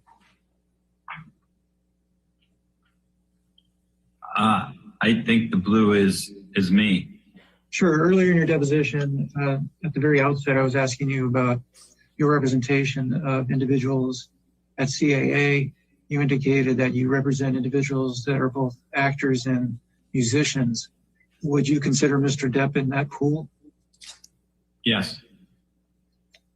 And you represented, or CAA represented him both in connection with his acting endeavors and his involvement with the vampires? Yes. And was Mr. Depp's participation in Hollywood Vampires lucrative? No.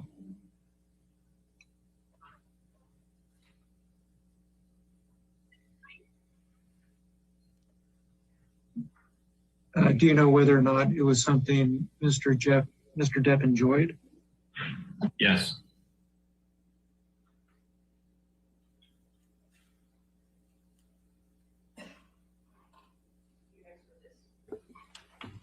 Plaintiff calls Laura Wasser by deposition, Your Honor. WASSER. Thank you.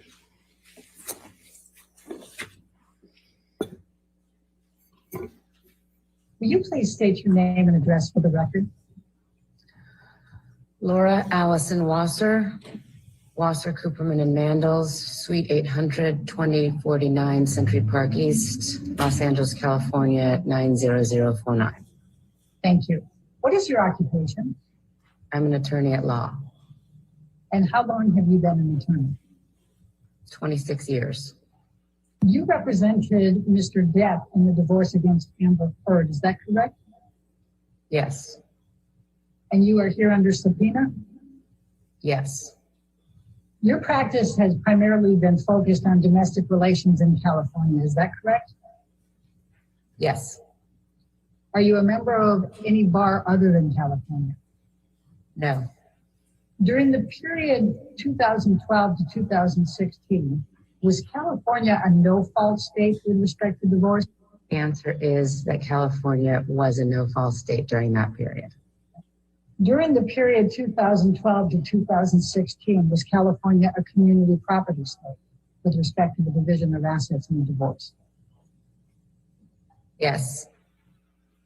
And what does that mean to you? California is a community property state, and what that means to me is that assets which were earned or created during the course of the marriage, absent some other theory of law applied, be divided equally. And what do you mean by absent some theory or law applied? I'm sorry, Elaine, what was the question? Oh, a theory of law.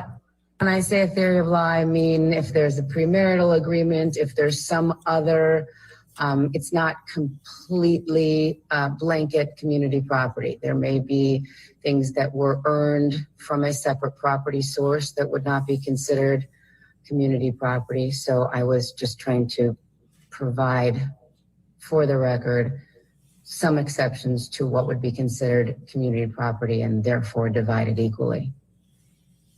Now, if someone alleges domestic violence or abuse against their spouse, would that change the amount they would otherwise be entitled to under community property laws? No. In obtaining a temporary restraining order, what is your understanding of the process? The moving party files generally with 24 hours notice to the person who is being accused of domestic violence, a declaration and forms with the court and requests a temporary domestic violence restraining order. That will generally last no longer than a 21-day period when the defendant is able to make his or her arguments as to why such a restraining order would be inappropriate. And the temporary restraining order, can it be continued? Yes. When did you first begin representing Mr. Depp relating to his divorce with Amber Heard?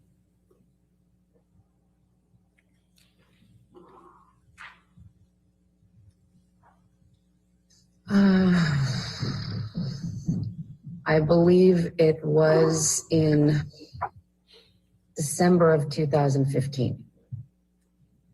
I'm going to ask you to pull up document 1, Wasser document 1, and let's go ahead and label that as Wasser exhibit number 1. Ms. Wasser, I'm going to ask you to take a look at what has been marked as Wasser deposition exhibit number 1. It is a letter dated May 24, 2016. It's addressed to Jacob Bloom, and it says in remarriage of Depp. Do you see that? Yes.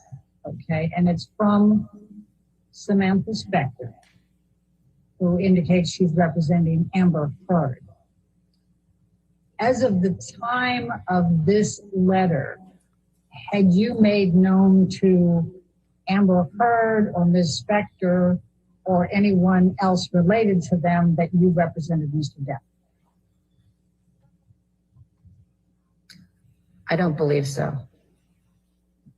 Did you receive a copy of this letter from someone? I believe so. I think I've seen it before, so yes. Did you receive this letter on or around May 24, 2016? Okay, next page, please. Hang on.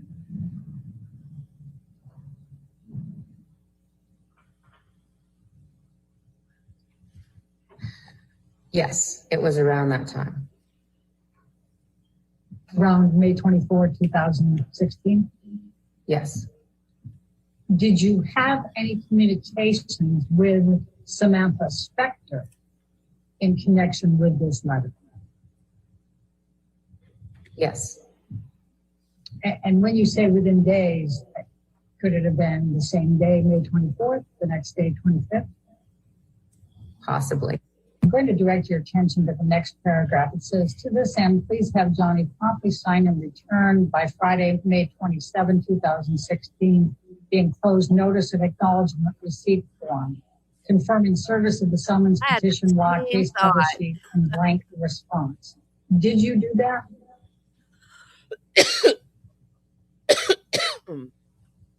This letter was not directed to me, Elaine. No, I understand it, but it was given to you, correct? I believe so. and you were representing Mr. Depp, correct? Yes, And Mr. Bloom did not represent Mr. Depp in connection with the divorce, correct? correct. So once Mr. Bloom gave this to you, then did you represent Mr. Depp going forward in communications with Samantha Spector? Once we received this letter, our firm took over with representation of Mr. Depp in the dissolution action. Thank you. I cannot recall whether or not the request made was done by Friday, May 27th, but I believe that it was. Probably have that notice and acknowledgement of receipt somewhere with a date on it. Now, the next section, I think, is something that you referred to earlier. It said, in addition, we are requesting on Amber's behalf the following. And it says appropriate pendente light support. Did you have any understanding of what that amount might be at the time that you saw this letter? I did not have an understanding of what appropriate pendente lite support would be at that time. Did you ask Samantha Spector? I don't recall. I don't recall our specific communications regarding her requests. Do you recall making any kind of counter to any of these items? All I recall is that without any notice to us at 8:30 in the morning on the 27th, Samantha Spector and her client went into court and obtained a no notice ex parte restraining order. Had you had any communications with Samantha Spector prior to her going into court on that Friday, May 27th? Yes, How many communications had you had with Ms. Spector prior, following getting this letter and prior to her going into court at 8:30 on May 27, 2016? I do not recall.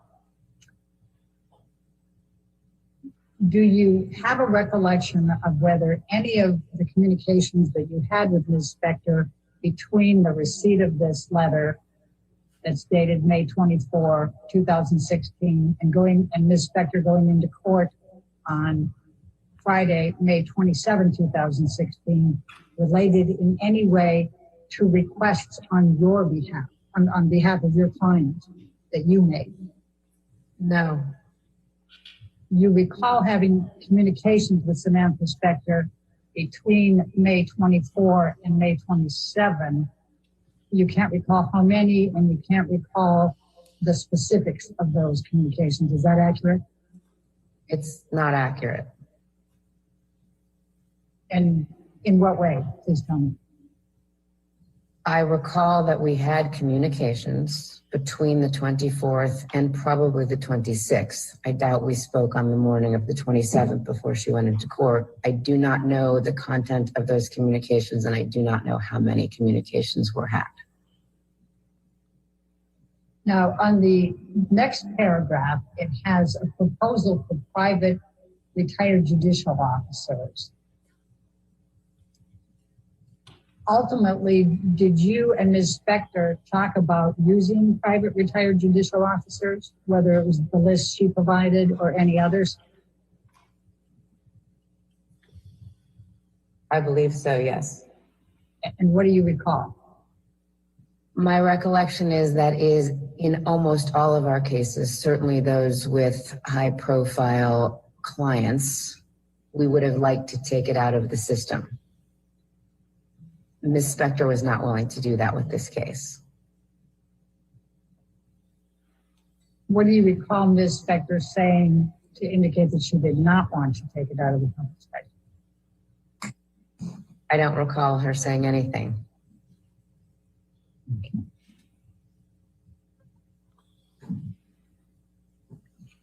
Now, after your understanding was that a CLETS DVTRO was in fact obtained on Friday, May 27, 2016, by Ms. Heard against Mr. Depp, correct? That is my understanding.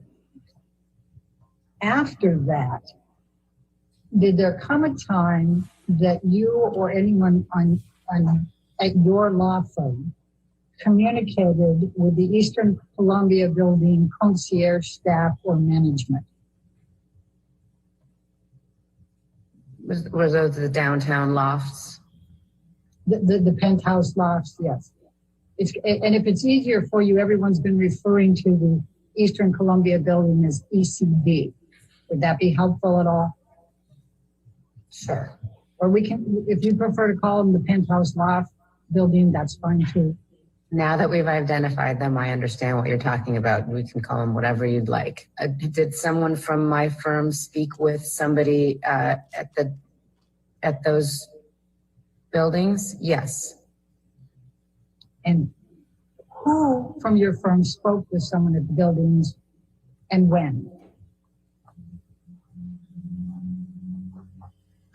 I believe either I did or my partner Samantha Klein or an associate who was also working on the case, Lisa Sutton from our firm. We also had co-counsel on the case. They may have been involved. As to when, I have to imagine it was sometime in June or July of 2016. No, you indicated either you or Samantha Klein or Lisa Sutton, and you also had co-counsel. Do you have a specific recollection of speaking with anyone at the ECB building? I don't. What were Samantha Klein's communications with the ECB building?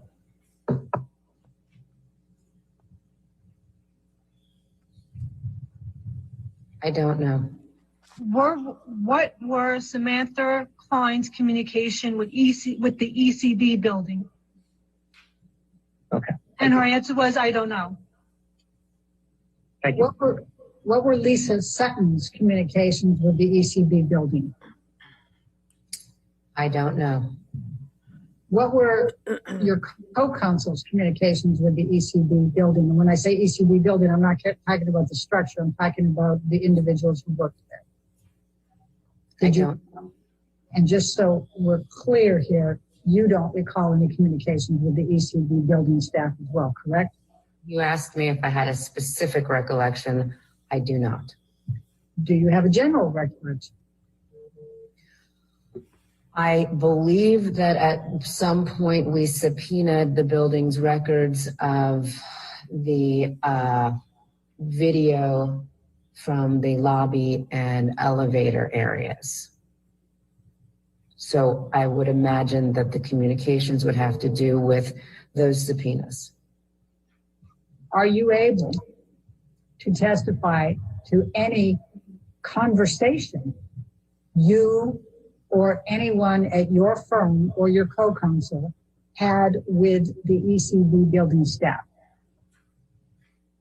I am sure that there were conversations and communications regarding the production of the subpoenaed documents, review of the subpoenaed documents, their compliance with, I believe it was Ms. Spector's subpoena that was sent, our ability to review the videos, coordination of same. But I don't have a specific recollection of any communications. Are you able to speak to whether there were any conversations between you, anyone at your law firm or your co-counsel, and ECB building personnel prior to your issuing the subpoena? Also, I don't believe that the subpoena was issued by our firm. So you don't have a recollection of a subpoena being issued on Mr. Depp's behalf for the ECB building surveillance tapes? I don't know. I know there was one issued. I believe it was issued by Ms. Spector. let's talk about the videos that you just referred to from the ECB building staff. How did you and your firm or your co-counsel receive these videos? I don't recall. I would imagine like a e-file or something like that.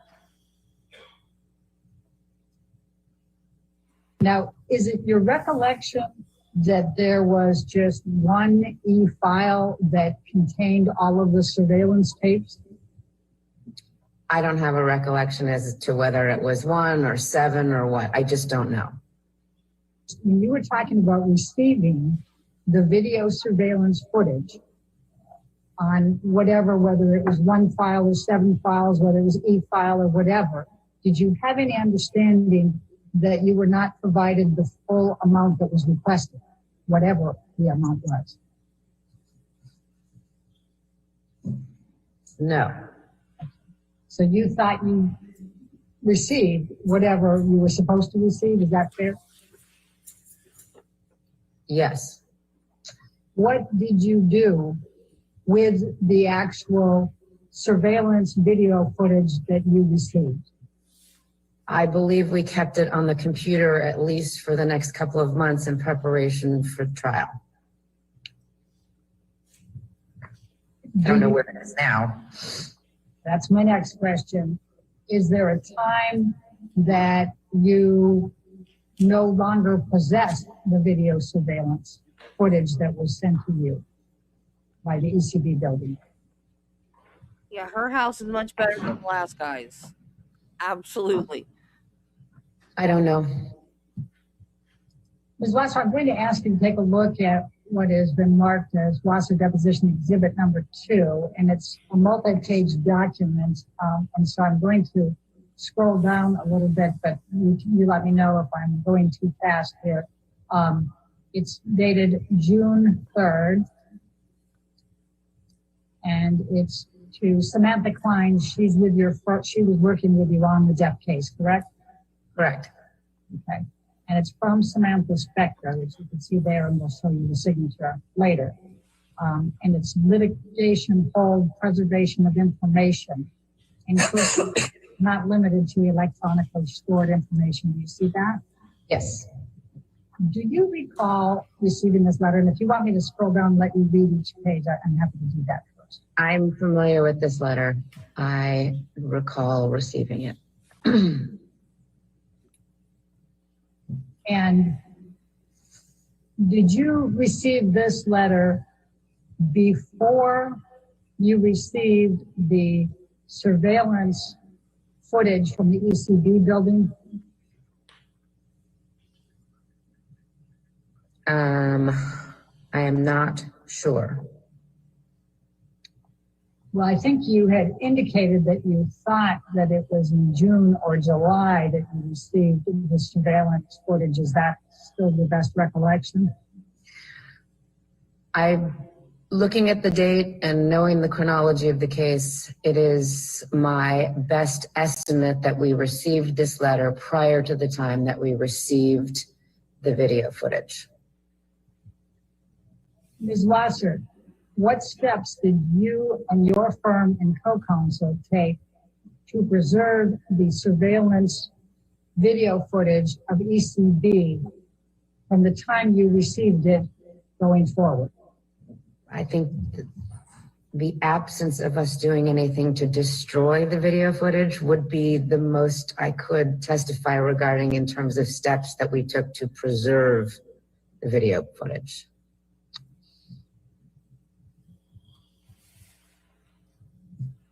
Are you aware of any destruction of the video footage, the surveillance video footage from ECB up to the present? No, we probably still have it. Have you looked for it? No. Have you been asked to look for it? No. I'm going to ask you to take a look at what has now been marked as Wasser Deposition Exhibit number 3, and it's dated June 6, 2013, addressed to you. and it's from Charles Carter. Did you have an understanding that Mr. Carter also represented Amber Heard? I did when I received this letter on June 6th. And did you have an understanding that Mr. Carter was also asking you to preserve any evidence? Yes. Ms. Wasser, I'm going to ask you to take a look at what has been marked as Wasser Deposition Exhibit number 4. It's dated June 6th as well, and it's to Charles Carter from your phone. And you are acknowledging receipt of the preservation demand letter from Ms. Heard as well as his. And you indicated we are fully aware of our obligations with respect to the preservation of evidence. Please rest assured that we intend to comply with the preservation demand and expect that Ms. Heard will do so as well. Do you recall saying that in this letter? Yes, And was this letter in fact from you to Mr. Harder? it was. Ms. Wasser, I'm going to ask you to take a look at what has been marked as Wasser Deposition Exhibit number 5. It's a letter dated June 21, 2016 to Samantha Spector, Charles Carter, and Leonard Levine, I think it's pronounced, remarriage of That's Depp. terrifying. And it's from Why would you do that? Samantha Klein. Do you see that? Mm-hmm. And you are copied on it? Do you see Where did that? that happen? I do. Okay.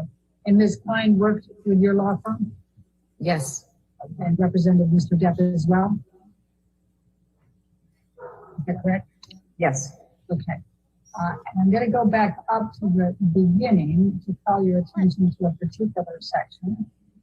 It says, this letter shall confirm the agreements we reached yesterday with respect to the pending domestic violence proceedings. See that?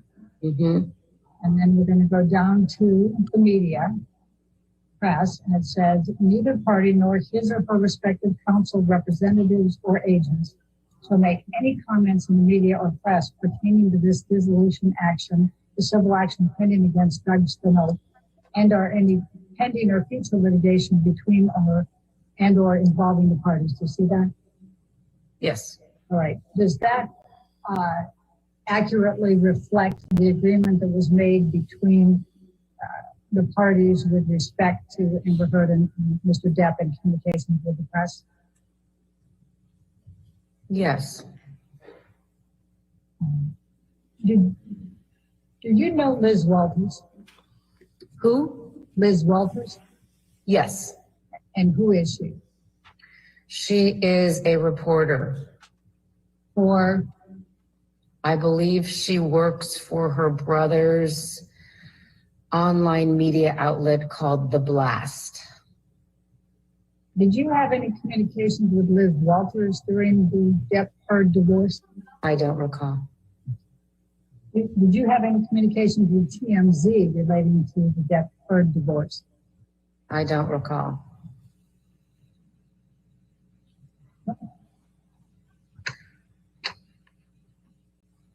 Now, do you recall what the date was for the permanent TRO, temporary restraining order? Do you recall the date that you said that early on, 21 days after the temporary restraining order is typically the date that's set for the hearing for the defendant if they want to come in and oppose it, or if the petitioner wants to extend it? Do you recall what the first date was? I don't, but I would imagine it was probably at some point in early June. All right. And then do you recall that date being continued? I do. How many times? At least twice, possibly 3 times. I think that the final date was at some point in August, and we settled right before then. All right. Alan, can we bring up document number 7?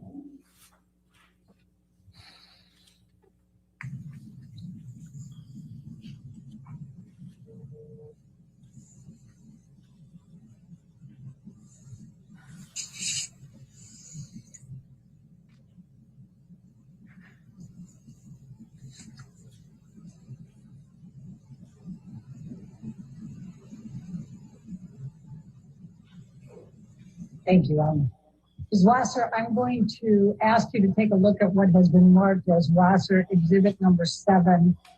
It is dated August 5, 2016. It is to you from Samantha Spector. Do you see that? Yes.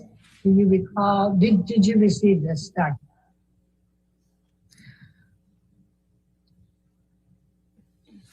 Doesn't it say at the top that it's protected under 1152? It sure does. All I'm asking you is whether you received it. I'm not asking you about the substance. I don't remember. Do you have any reason to believe you did not receive it? I don't. Wasser, I'm going to ask you to take a look at what has been marked as Wasser's deposition exhibit number 8. And it starts out with an email from Samantha Spector to Amber on August 6, 2016. Do you recall what was going on or around August 16 in divorce, in connection with the divorce? Not specifically, no. Do you know who Christian Carino is? I do. Okay, who is he? He's an agent at a creative artist agency. How long have you known Christian Carino? I've known of Christian for maybe 10 years. Were you aware that Mr. Carino was involved in organizing, if you will, or assisting Mr. Depp and Ms. Heard with their own meeting to try to resolve their case up in San Francisco? Possibly. That sounds vaguely familiar. Were you on the telephone at any point while Amber Heard and Johnny Depp were meeting to discuss attempted resolution of the issues during the summer of 2016? What was your question? Was I on the telephone? Yes.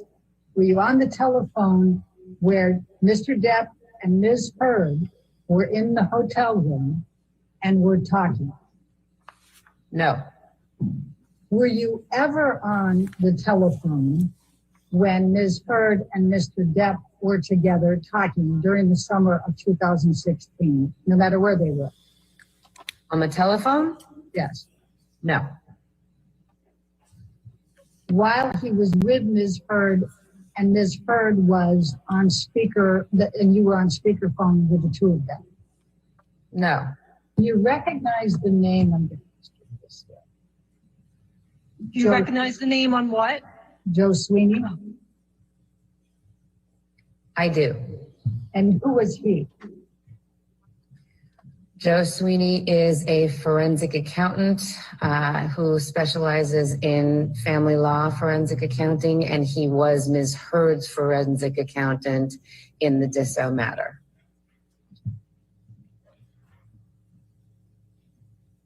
And was Edward White acting as the forensic accountant for Mr. Depp?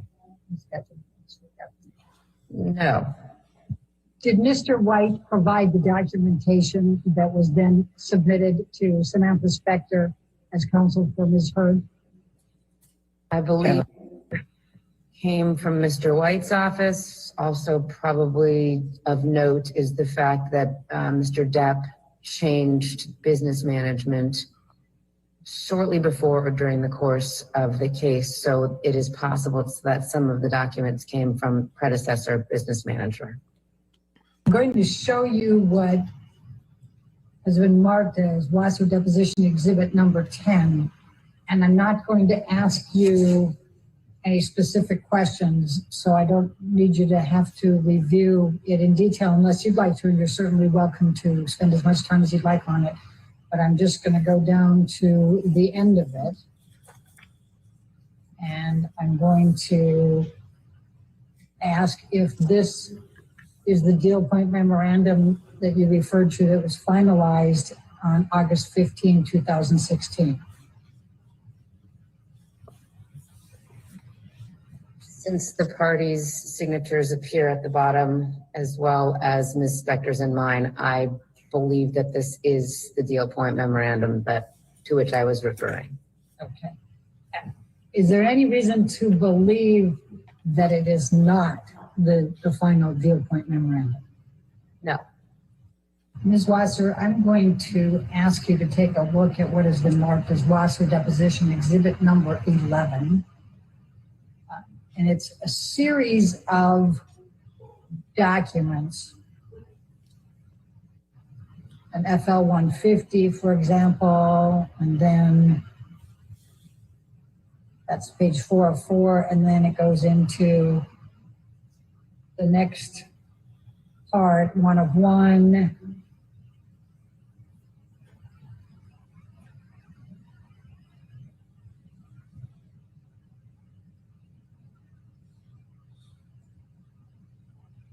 Just try to page through it for you just so you can see generally.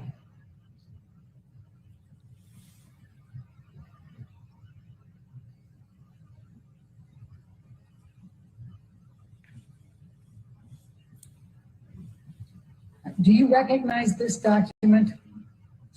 Yes. Could you tell me what it is, please? It looks to be one of the parties, I guess Mr. Depp's, what we call in California, preliminary or perhaps final declaration of disclosure. It's just financial disclosure forms. Ms. Wasser, I'm going to ask you if you can take a look at what has been marked as Wasser Exhibit number 12. And it's a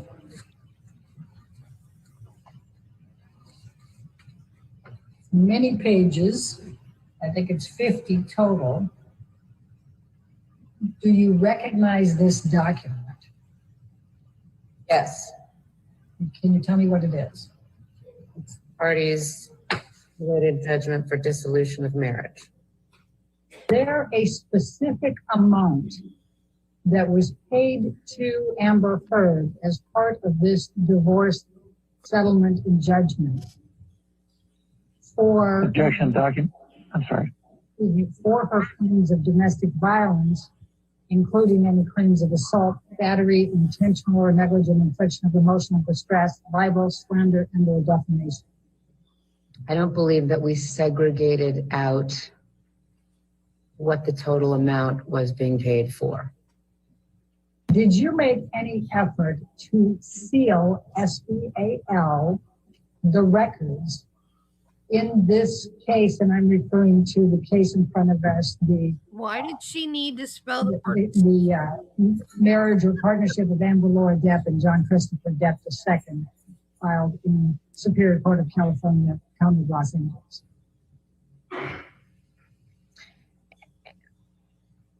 When you say seal, do you mean by the court, to ask the court to seal the file? Yes. I don't believe so. And why not? We don't do that.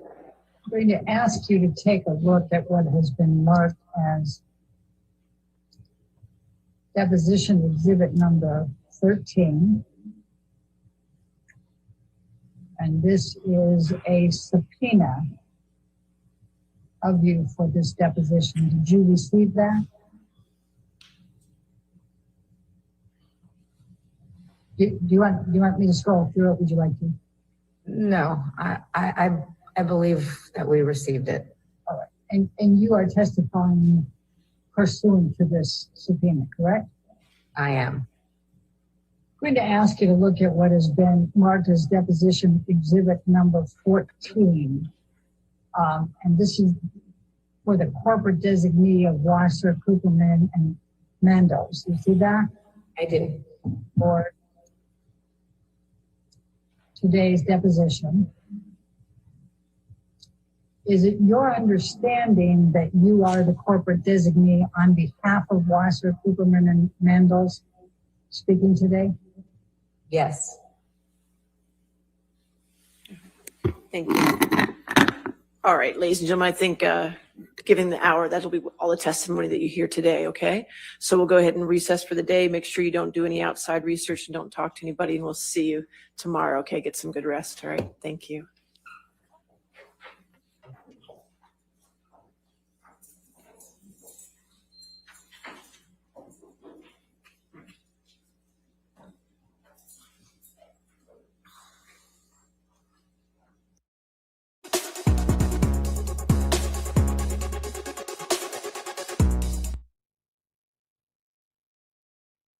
What in the fudge is this?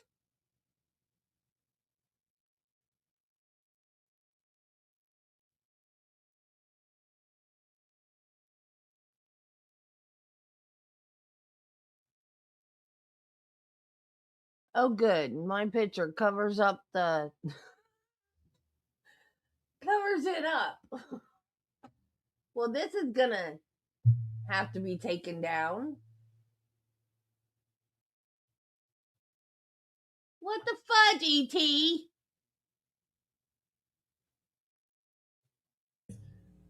Such clarity and expertise on issues of gender-based violence that she decided that she would be an appropriate person to ask to become an ACLU ambassador, and she did so. What, if anything, tell you about where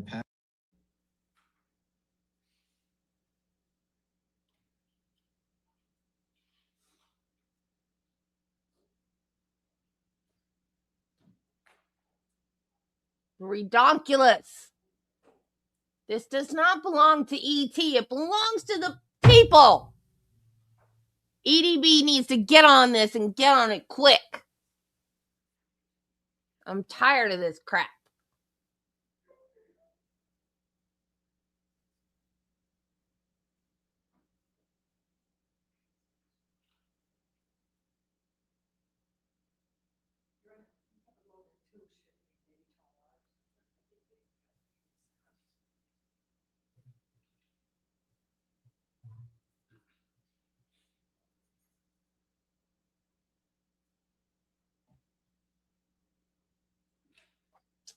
Camille, quit flirting with Johnny.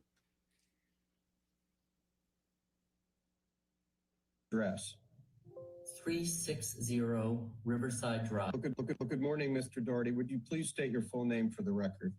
Terrence Doherty. What is your address? 360 Riverside Drive, New York, New York, 10025. I went to Oberlin College. I got a BA there, and with the majors in history and in English, and I studied viola da gamba performance at the Oberlin Conservatory. I then took 4 years. 4 years after I graduated, I went to Columbia Law School. In what year did you receive your BA from Oberlin? 1991. And what did you do in the 4 years between your graduation from Oberlin and going to law school? I was a kindergarten teacher in the South Bronx at a homeless shelter for a few years. And then I did freelance editing work for an academic press in Routledge, and simultaneously was the writer, research assistant to feminist cultural critic Bell Hooks. And remind me, sir, where you went to law school? Columbia. Did you receive your JD from Columbia? I did. In what year was that? 1998. Having received a JD from Columbia, I take it you know what a statute of limitations is. Is that correct? Correct. After receiving your JD from Columbia, what did you do in terms of your professional life? I worked at Fried, Frank, Harris-Schreiber, and Jacobson for about 4 years, 3.5, 4 years. I was in their tax department. And after that, I went to work at Patterson Belknap. And I was also in the tax department there, but worked on primarily with their exempt organization clients. Patterson has a large exempt organization client practice.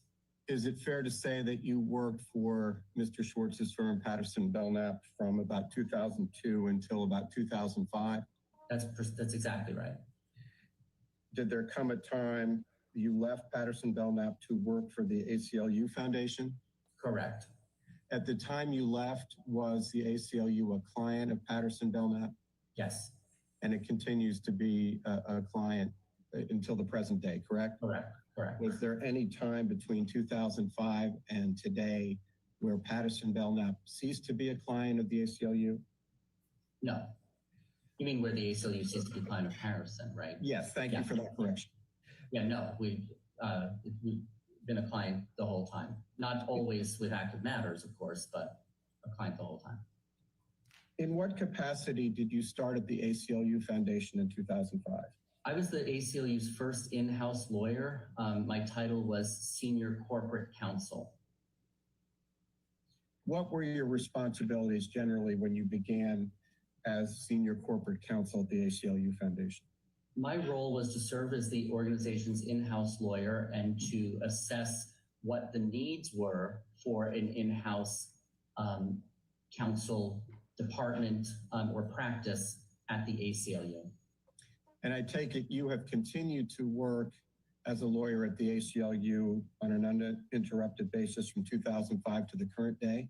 Correct. My title changed relatively soon after 2005. In either 2006 or early 2007, my title was changed to General Counsel. Is that still your title today?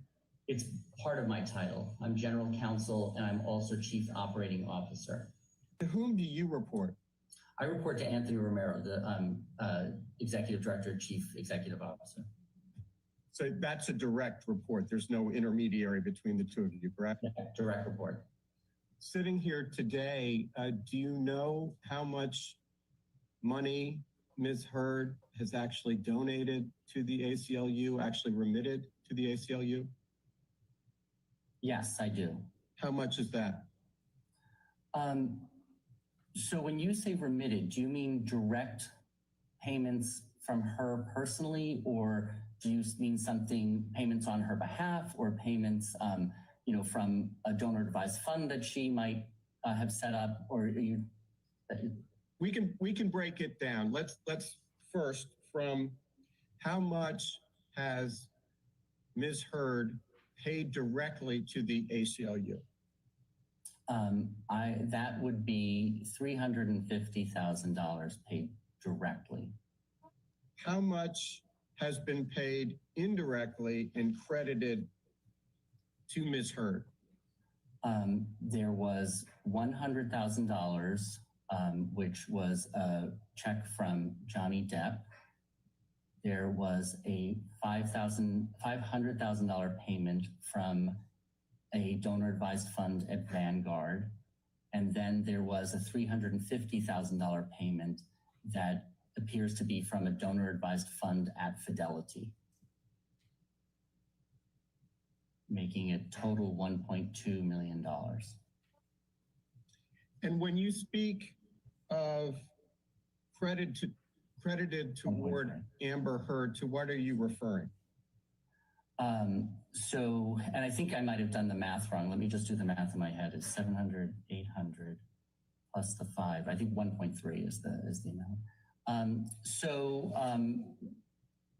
We received a check from for the $100,000 payment. We received a check from Johnny Depp's representatives, and it was said to be a payment in connection with Girl, just on sit behalf there of and look Amber Hurd. stupid. She confirmed that. The $500,000 payment from Vanguard Charitable, she confirmed was a payment on her behalf, and the $350,000 payment as well. When you say credited toward her, what does that mean? Well, she had, when we initially had contact with Amber Heard in 2016, she indicated her desire to pay $3.5 million to the ACLU. And that was, and these were amounts that were in relation to that, her having expressed that that's what she wanted to pay to the ACLU. So it's fair to say that she has not donated $3.5 million as of today to the ACLU, true? True. When you say that Mr. Depp, our client, donated $100,000 to be credited toward Amber Heard, did the ACLU in fact credit that $100,000 toward the $3.5 million Ms. Heard promised to donate to the ACLU? We do credit it. Did Ms. Heard direct you to credit it to her account, as it were? We asked Ms. Heard if we should credit it, and she said that we should. With what person or entity is Vanguard Charitable associated? So Vanguard Charitable is a nonprofit that Vanguard, the financial institution, has set up that provides for a wide variety of donor-advised funds for individuals to use for their charitable giving. So there are thousands of Vanguard Charitable donor-advised funds.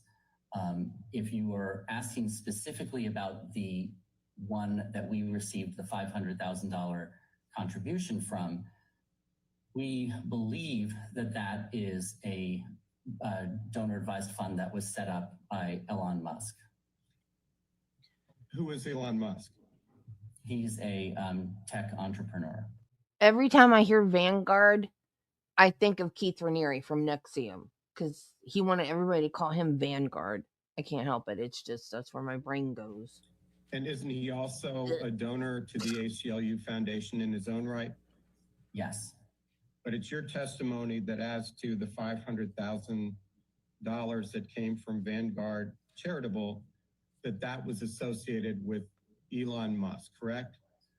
We believe so, but it is not conclusive.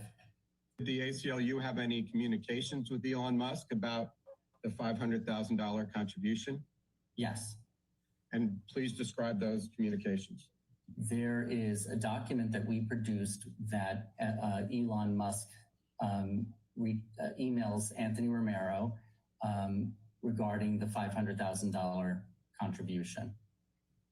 What did Ms. Heard tell Mr. Romero or the ACLU about her donation and how much she was going to contribute? There were communications back and forth between the ACLU and Ms. Heard, including a thank you acknowledgement letter that was sent under Mr. Romero's name to Ms. Heard, thanking her for the $350,000 contribution, noting that it was part of her intention to make a $3.5 million contribution to the ACLU, and Mr. Romero attached to that communication a standard ACLU pledge form and so that was the communication. We were aware. Thank you, Wiggles. Very early on. Yay! Her intention to contribute the $3.5 million to us was half of her $7 million divorce proceedings. I don't recall which specific communication with us gave us that knowledge. What, if any, understanding did the ACLU have prior to the publication of the op-ed about Ms. Heard's plans to dispose of the other half of the $7 million settlement, or the other $3.5 million? Yes, we understood that the other $3.5 million, the other half, was going to a children's hospital in Los Angeles. When did the first donation, the $350,000 from Ms. Heard, actually arrive at the ACLU? It was very soon after Your voice the to text. communication between Elon Musk and Anthony, and I believe that it was that communication was in August of 2016, and it was shortly thereafter. Please describe your conversations with Ms. Weitz. The point is, pledge Ms. doesn't Weitz mean that you whether get it it. was her decision to Hey, Marty. ask Ms. Heard to be an ACLU ambassador, and she indicated that it was. I asked Ms. Weitz to describe what are the criteria for, sorry, a calendar thing popped up. What are the criteria for Only if he'll peel my grapes and serve me drinks with little umbrellas in them. Becoming an ACLU ambassador.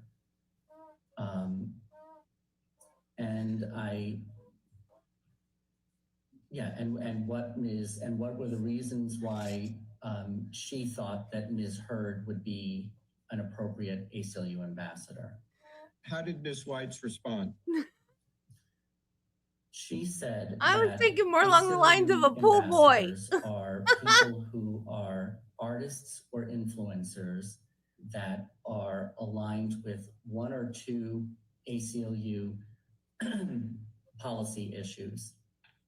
And the criteria for determining whether somebody can be an ambassador is that they have prior expertise in that policy area, that they can speak in detail about the area, that they are aligned with the ACLU's policy views of the area, and that they have significant following so that their communications to the public that we support reach a wide variety of people.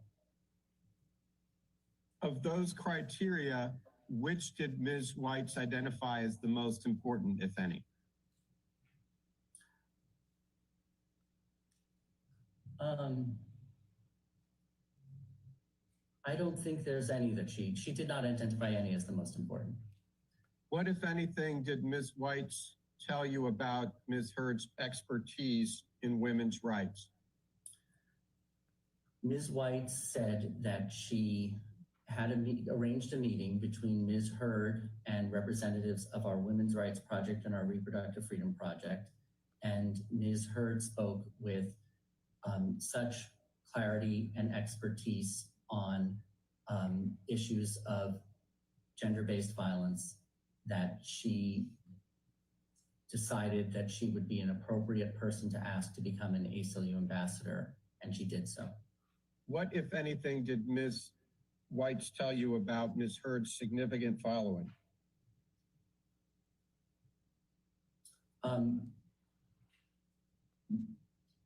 Ms. Heard, Ms. Weitz said that she looked at Ms. Heard's social media.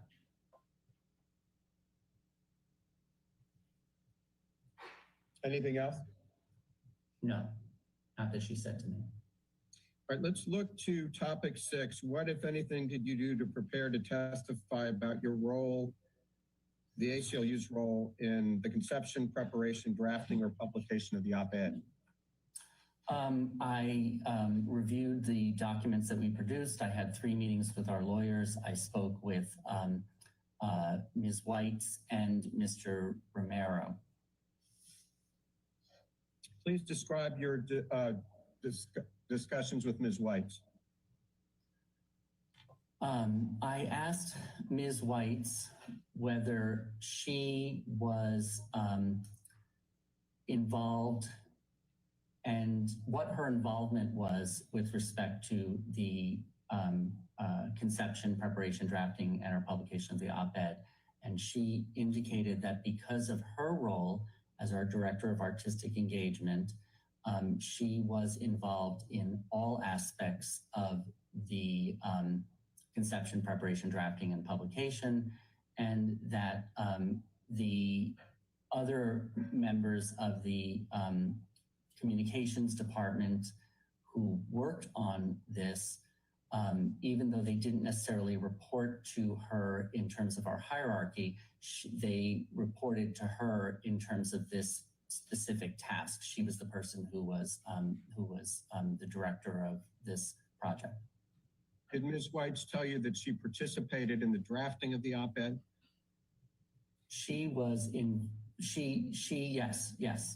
Yes. Other than Ms. Weitz, were there any other lawyers at the ACLU involved in the drafting of the op-ed? Ms. Weitz is not a lawyer. So were there lawyers involved in the drafting of the op-ed? I believe it was the drafting of the op-ed was all done within the communications department. What is Ms. Weitz's academic background? I don't know her academic background. Was any ACLU lawyer, and I mean in-house lawyer, involved in the drafting of the op-ed? I believe the answer is yes. I believe that there are documents that support back and forth between support for the op-ed, but I don't recall. Sitting here today, do you know how many ACLU lawyers were involved in the drafting of the op-ed? No, I don't. Were there any ACLU lawyers involved in the reviewing of the op-ed before it was submitted to the Washington Post? Yes, there were. How many?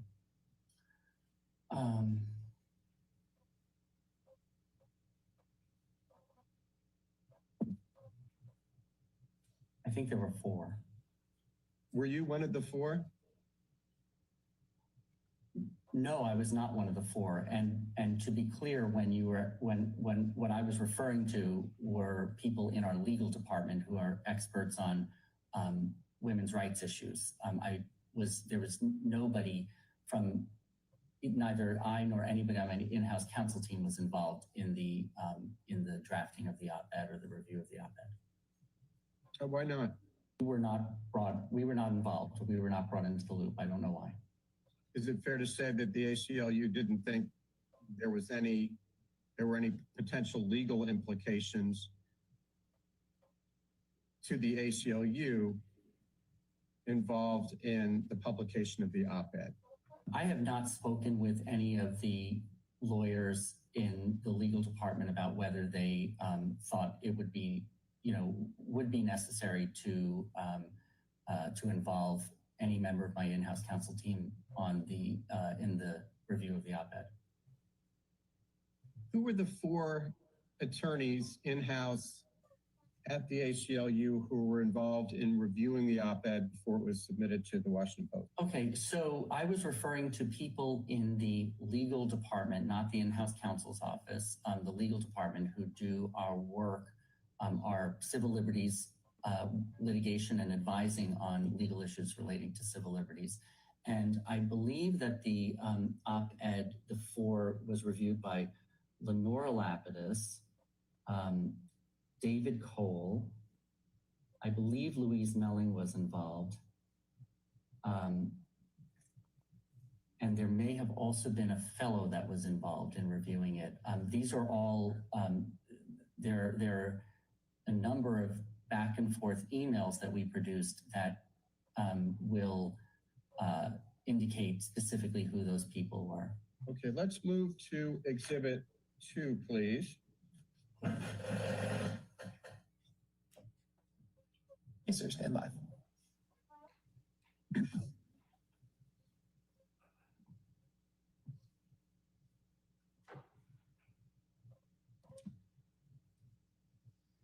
Oh no. Well, that sucks, Michelle.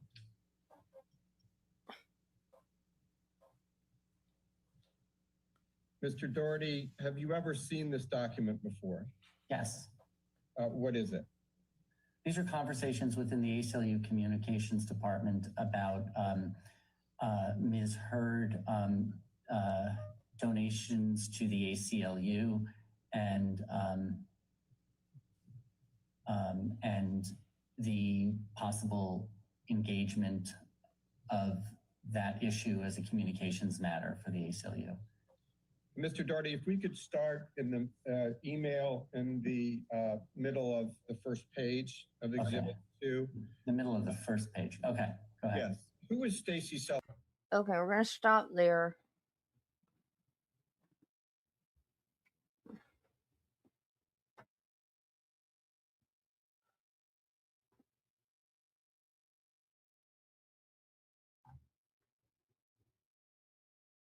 Okay, we're going to stop there because now we have a new live trial. This one we have been waiting on for a long time. This is Corey Richens, the chick that allegedly killed her husband with fentanyl and then wrote a children's book about grief to help her sons get through the death of her husband. So, I don't know if there's other charges or not, but we'll find out. So, Utah v. Corey Richens. So, I will see you guys over there. It should redirect. Maybe not for Marty. Because it never does. I'll see you over there in a minute. Bye, guys.